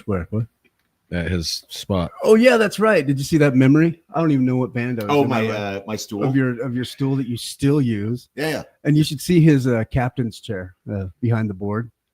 It's just awful. Shredded. Yeah, it's shredded, but it all looks like black metal logos. Yeah, because that's just how Andy lives. He's just like, hey man, it's comfort. That's the hey. I sat in it when you weren't. Then you don't have to worry about like breaking it, and when you're like focused on art and making stuff, it's just like no, it's actually really comfortable. No, it's really comfortable. Yeah, because it's got this gap right where your junk can like kind of groove in. Yeah, and comfort. But I've got some memories of that place. I'm sure. I mean, nothing compared to you, but man, I've had some good memories there. Yeah. I mean, every band that I've ever cared about that's recorded. You've been part of a lot of special memories there. Good and bad. Well, I don't want to talk about me too much, but what's your favorite memory about me? Oh. I have a needlepoint in the control room that someone made for me. And it says, "Of course, I like your band." Yeah. Why did you bring that up after we were talking about me? Because of course I like your band. I brought you some Whoppers, man. But some good stuff too. If you have any doubts, just read the sign. Oh yeah, dude, we need that. We need that sign here. We need that. Yeah. Of course I like your band. Of course we like your band. Yeah, I always joke about it because it says, "Of course I like your band," and then it has two little like flowers on the bottom, and I was like, if those were dollar signs, it would be much better. Of course I like your band. So do you kind of money. On that note, do you kind of pick or choose what you bring into your studio to record? I don't have the luxury to do that. If Really? the phone rings, I'm taking the gig. You know what I mean? Yeah. Unless it's like, I mean, there have been some times where I've just got like a weird vibe about it and felt like I wasn't the guy for that project. That's honorable. Because there's some stuff that is just not in my instinct to do. And so I've sent, I don't know, like I don't want to like pigeonhole myself or limit myself or anything, but like a metalcore band or whatever that like swoopy hair, fucking early 2000s or something like that. I would send them to this other guy because he works with those kind of bands all the time. And like, he just like, that's his wheelhouse and he knows that shit. Right. Or if it's like,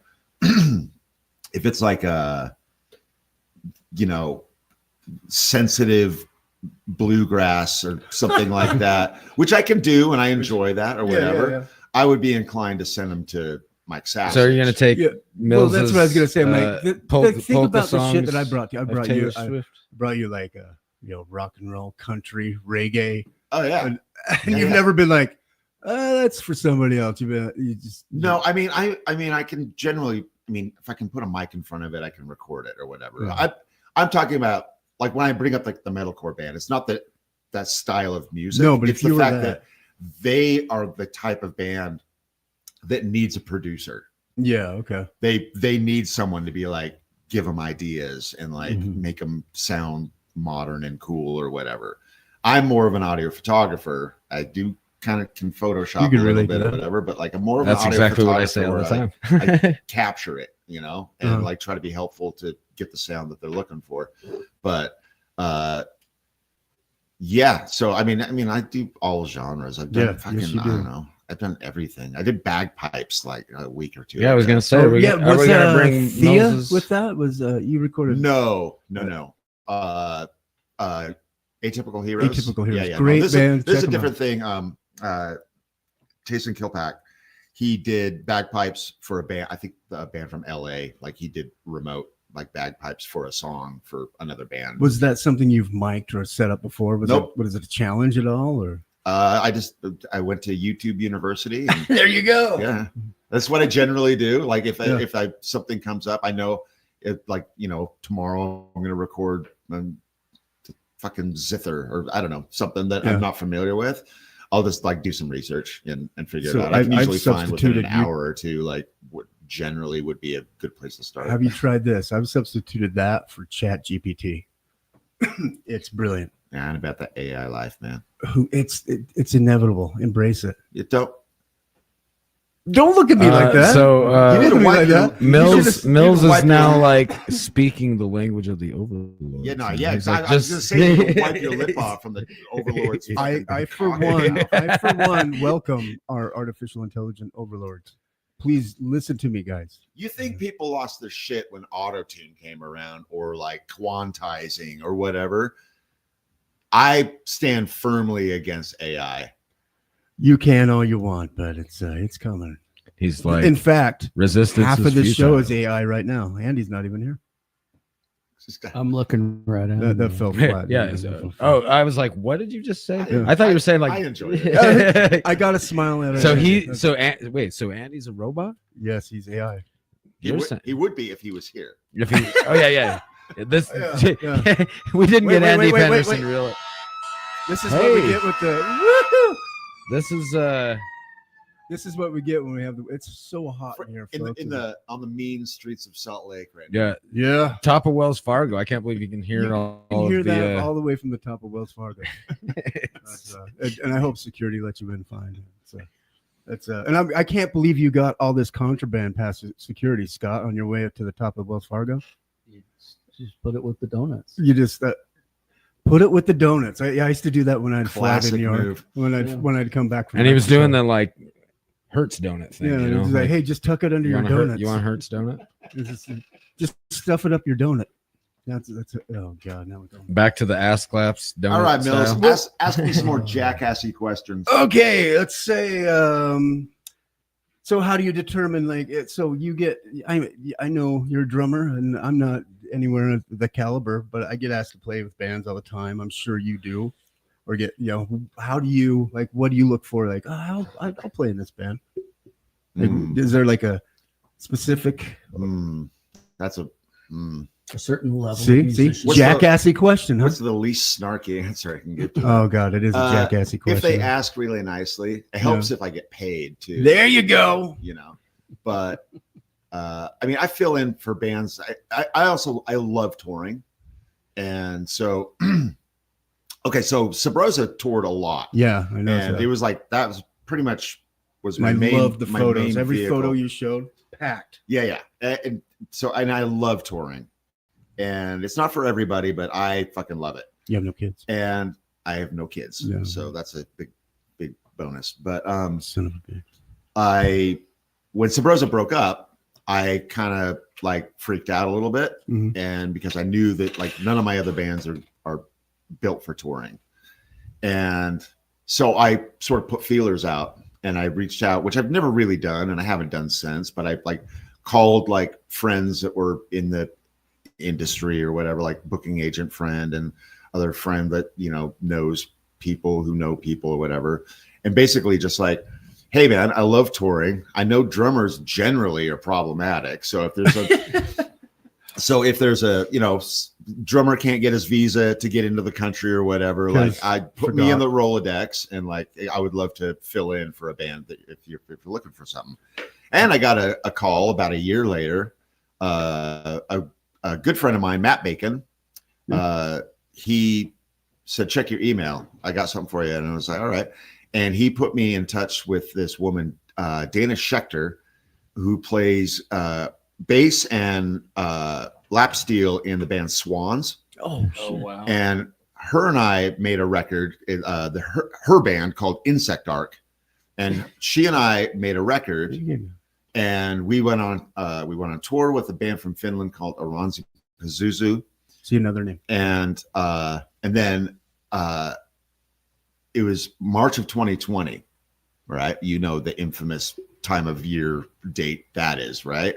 The March of 2020 when the pandemic. That's when the pandemic hit. Yeah. I was in Europe with Insect Arc with Dana. At the garage on and we were 4 shows into a month-long tour when the world shut down. I remember. Did you get stuck there? Almost. Okay. So we were driving from, I think our last show was in like Birmingham or I don't know, somewhere UK something. Anyway, we're cruising back and it was like a disaster movie. Like every time we would go through a country, like the country behind us would shut down. I mean, it was like just boom, you're like boom, outrunning boom. it. No, you literally within like you would post 24, 36 hours, every promoter had canceled all the shows except for Russia. Russia said, of course, everything's fine over here. No, it's going to be a good show. Please come over, especially if you're American. Yeah, but the problem is we would have to fly into Russia and then fly back out of Russia, and all this like lockdown shit talk was happening. I was like, the last place I want to be is stuck in Russia. So we skipped that. But anyway, we're driving back. We finally get back to Berlin, where our tour manager was based out of, and I call my airline, who's Turkish Airlines. I'll fucking call them out. They told me, again, this is like March, I don't know, 11, 13, something like that. And they're like, oh, we're probably not doing flights until maybe mid-April. And I'm like, oh, okay. And then that was the same day that Trump got on fucking TV and just said travel ban and just left it there. Like didn't specify anything. And just so for 8 hours, and that's why I posted that thing. So for about 8 hours, I was like, I guess I live in Europe now. Because I remember that. Later that evening or whatever, later that day, the press secretary came out and specified, like, if you're a citizen, you can fly home, blah, blah, whatever, you know. I love that they always have to clarify the bullshit. Oh, hey, he didn't mean. Yeah. And so magically, I actually went, Nikos, our tour manager, bless his heart, he took me to the airport the next day and we like physically went there and bought a ticket on Delta and for the following day. And so I was able to get home like in the nick of time. So you were forever grateful. I was. I will always be forever grateful. So on that, how do you like running the Boar's Nest, running your recording studio, and then touring? And when you tour, you're not gone for just like a week or so. Like, how did you manage that? Like, just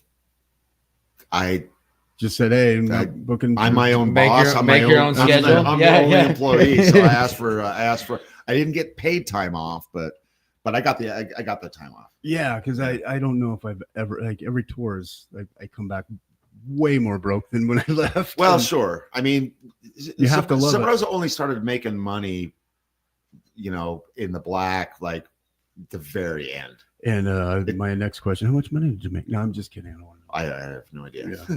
So I had my people handle that. Yeah. I'm still getting the I'm gonna have to talk royalties. to my accountant. I don't know if it's gonna put me into another tax bracket. bracket. I and can't your- talk about it here. And your Maserati does 185.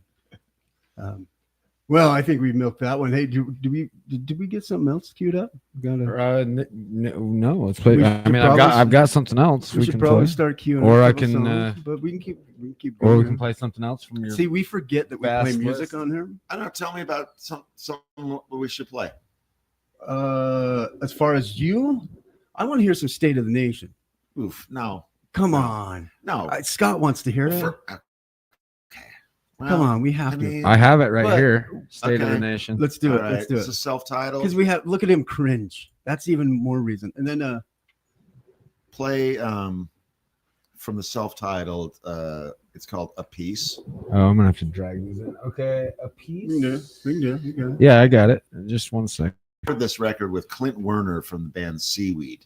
Oh yeah, God, I love seaweed. Yeah, we recorded up in his. He had a home studio up in Tacoma. And we recorded both records with him actually. And why That's we're awesome. doing this, Doug Parkin wanted me to ask you about the I think it was the Rage Against the Machine tour and Helmet or the Quicksand. Is that Oh yeah. State of the Nation went on tour with Rage Against the Machine and Quicksand, yeah, and Doug Parkin he did sound for us. yeah. And So that's this band that we're about to listen to, right? Yeah, yes. yeah. So, but then I'm gonna come back. Let's play State of the Nation Yeah, and come that's- right back yep. because I got some shit on my All right, here we go. 801 and done.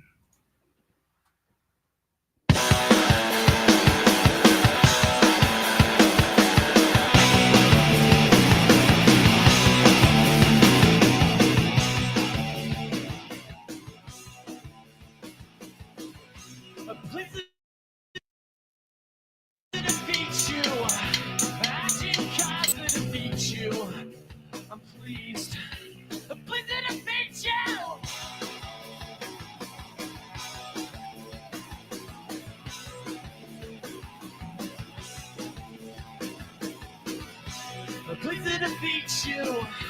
Action cause to defeat you. I'm pleased. Please to defeat you.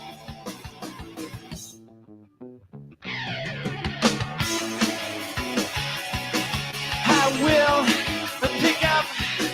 I will pick up. I will pick up a piece of fire of the whole world. Dominated the streets of fight for life, oh life. And if we ask ourselves for liars, follow liars, I ask for keys to fire the whole world.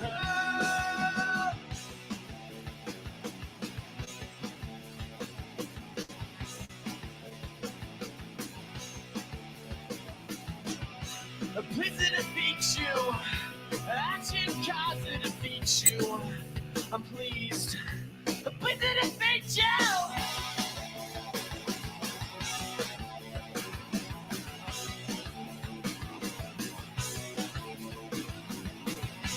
Please to defeat you.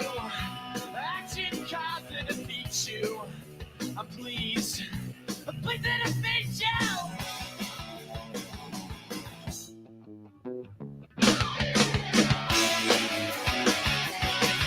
I will pick up.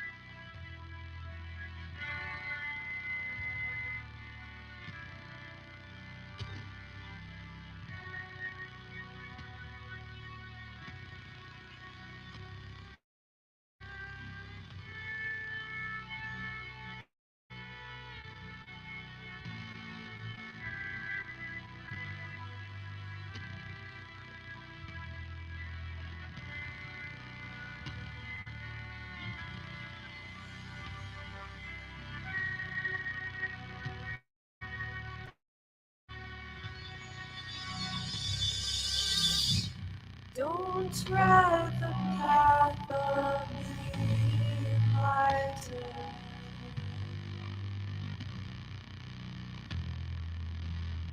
Don't swallow their sugar seeds of poison.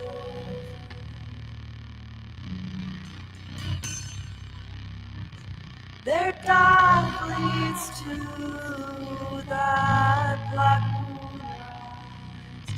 Oh, where the bodies stack up to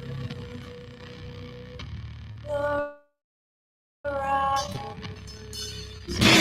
We tie the lights, yet we're no closer to the heavens.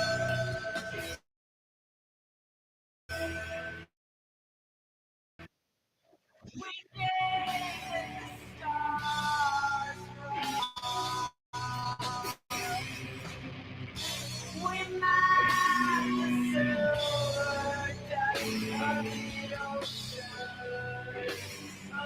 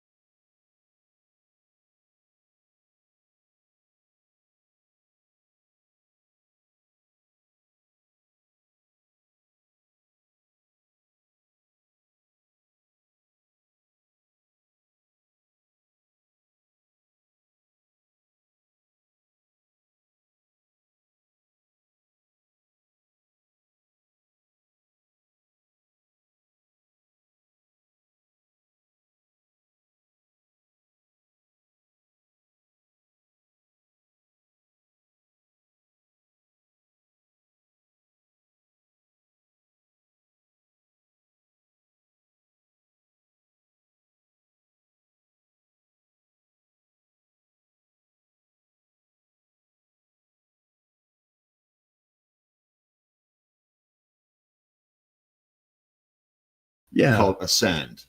I remember when you were in Yeah. a band with them, but yeah. I was in a band because we made a record.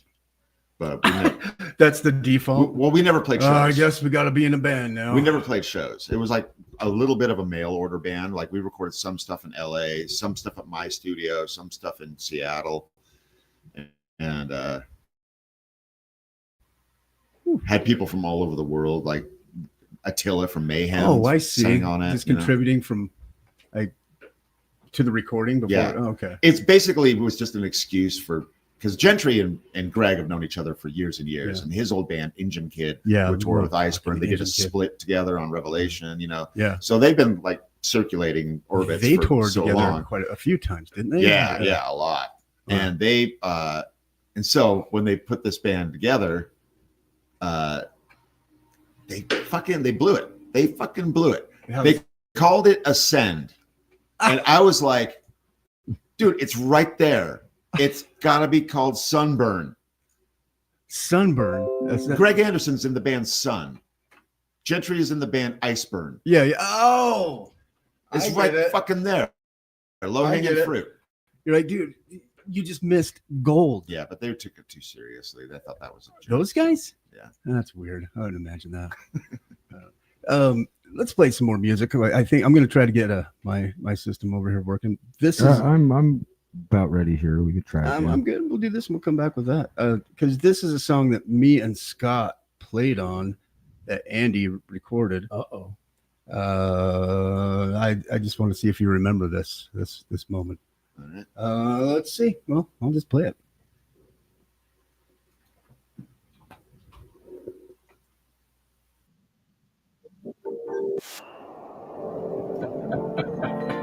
Glass.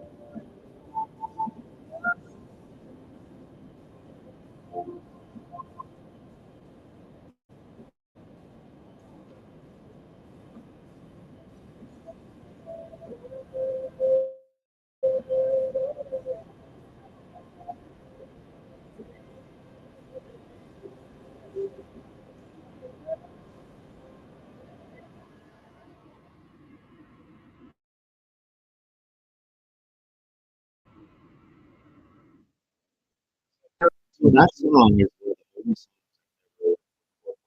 the only song. Yeah, yeah.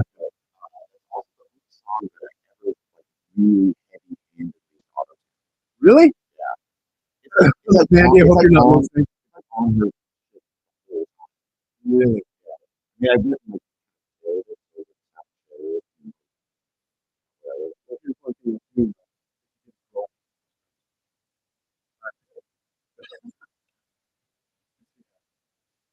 Throw you and freeze you. Yeah. oh, we're talking about smoking weed at the studio. Oh, And you were yeah.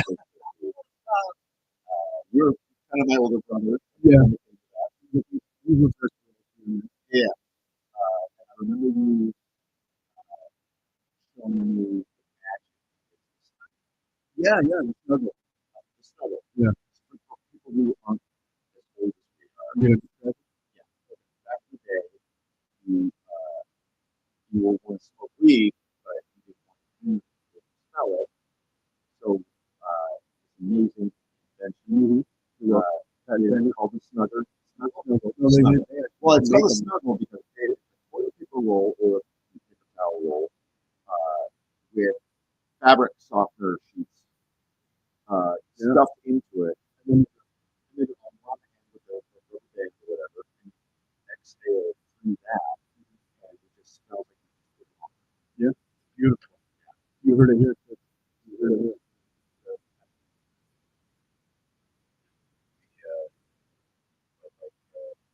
Paper towel roll. That's what we were talking Oh. Yeah, I get lost over here. about. I like it. I like it. I mean, holy shit, you had a time. What do you have? I just want to make Yeah, but before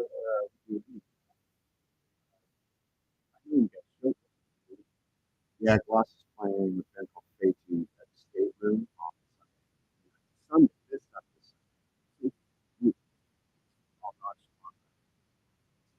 it's Sunday. It's just a show. I don't want to look at what else? You ever fallen asleep? Yes. Oh, at the OK place. I ordered champion.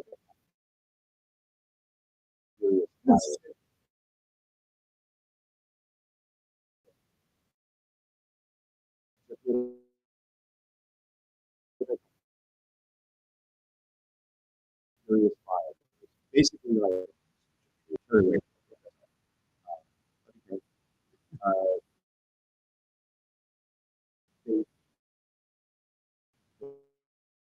the songs were like.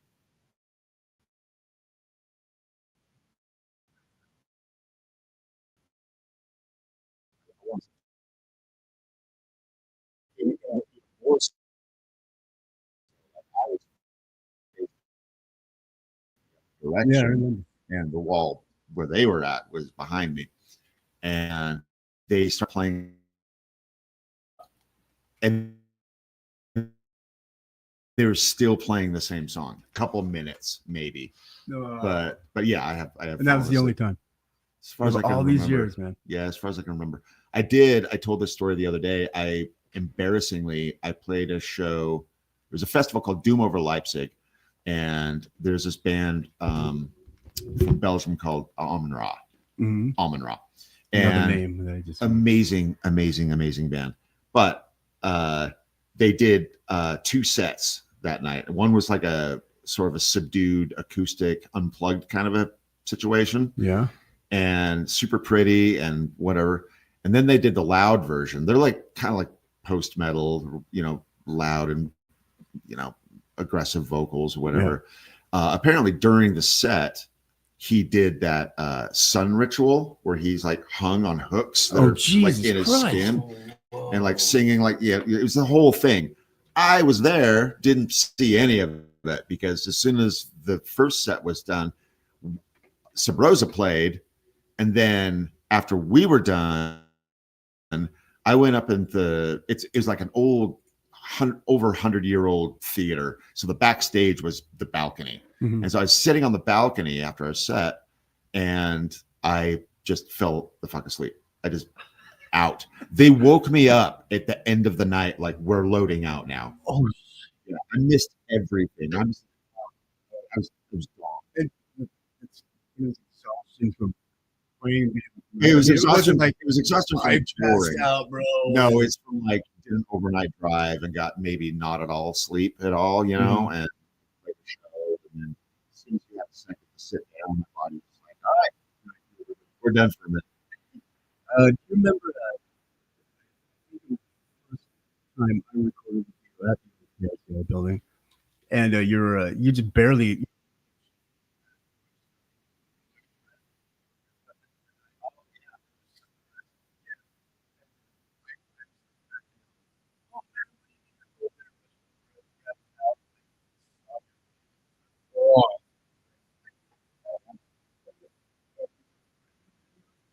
It ends up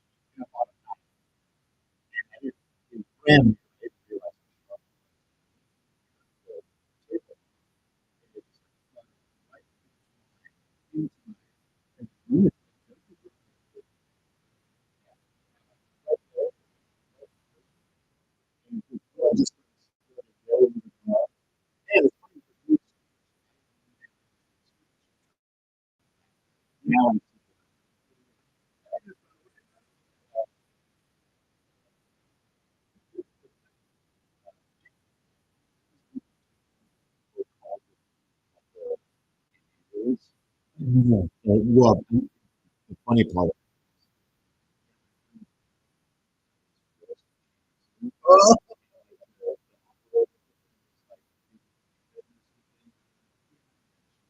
we did it all.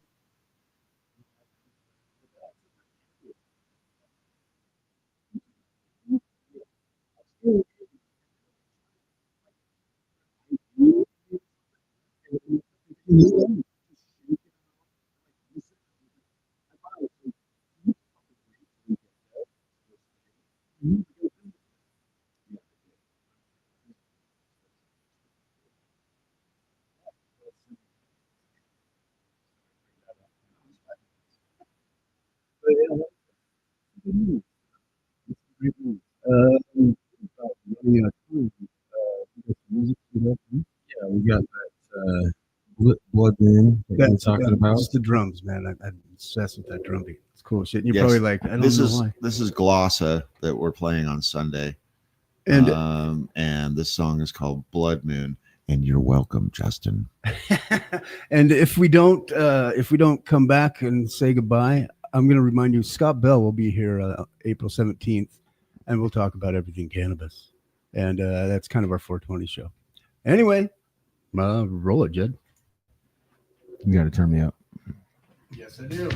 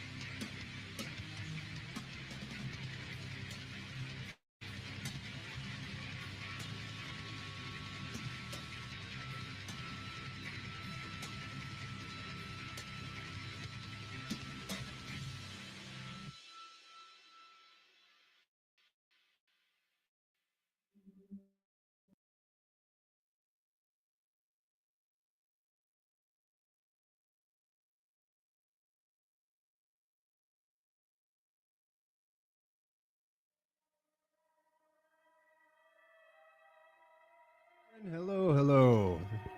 Let's get that off there, Jed, because that's a 15-minute long song. And we just want to get back here. The show's over. I mean, we went long, and that's good because Andy Pat. We could keep going. You guys want to keep going? Have to do another show. Andy looks at me like I would, but my people are yelling at me right now. That's good. My people are yelling at me too, telling me get off the goddamn air. Well, it just goes without saying. Thank you, Andy. This was awesome. It's fun. This is what we do when we record and we bullshit the whole time and talk shit about whoever's in the booth recording. I mean, the only downside is that the best stuff we talk about is off air. I've said that we gotta sort that out next time. Isn't that on our live stream? Probably. There you go. Oh, you got a live stream going the whole time. Yeah, the whole time. I mean, we're on the radio. It's a live Dude, stream. we talk. Oh. I guess we should warn our guests about that, huh? I think I probably just accidentally got lucky that I didn't talk too much shit. No, there was nothing. When I that, assumed the mics were not working. Yeah. No. Oh no. Yeah. Nothing came up during that. I try to. Yeah, nothing came up. But the so mics don't are go always back working. and See, look you for were the it. guy who gave us the advice about there being like cameras and everything. Or was that Mateo who said that? It's somebody. I lost track. It was one of us hairy ass bastards. I don't know. Mateo's not very hairy. He's pretty hairy. You're just looking from the head up. Oh, well, that's all. He's hairy. From the he's got a full sweater and man diaper. All right. I don't want to know how you know that, but Anyway. I met Mateo probably over 20 years ago at Musician's Friend. So you saw it grow like a chia pet. Yeah. So anyway, Andy, thank you for stopping by. This is fun as shit. My pleasure. I mean, and I hope you come back. You will come back. I am coming back. You're one of those guys that it doesn't take. It's just one show's not enough. Scott Bell, thank you for the treats. You bet. Donuts Yes, and thank the you other very much. treats. And again, Scott Bell will be back. What's going to be our 420 show, bro? But we're going to do it on the 17th because we don't air on the 20th. 17th. And as usual, Jed, can I come over this weekend and hang out?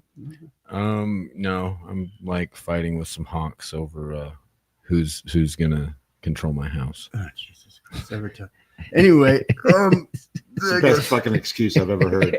Not washing his hair, not walking his dog, Not doing fighting laundry. with hawks over dominance of my domicile. this is why I have no friends. But thank you. It's 801 and done. Utah Music Radio, and let's try it out, Jed. I guess we can all agree it's better when you stop hurting me. Yeah, That's just something that we say. doesn't work. That's going to be your sign off. No. Not just for today. It was. Yeah. We're trying to switch it up. We're trying it out. That one was moderate at best. You should keep working on it. Yeah. Well, we're just gonna stick with. Well, hey, the show is. See, if we did it right and like did it in unison, then it might have worked. but we're tired. Yeah. Moderate at best. Like Don't I've give already a- forgot. I've already forgot it. Did you forget moderate at best? No. That's it.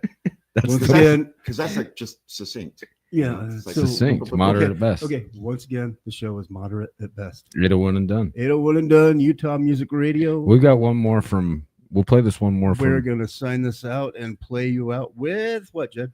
It's that sunrise. Despair is a We did siren. Despair is a siren. It's SubRosa. Yeah. Yes. Yeah. Thank you, Andy. Love you, buddy. Love you. Bye.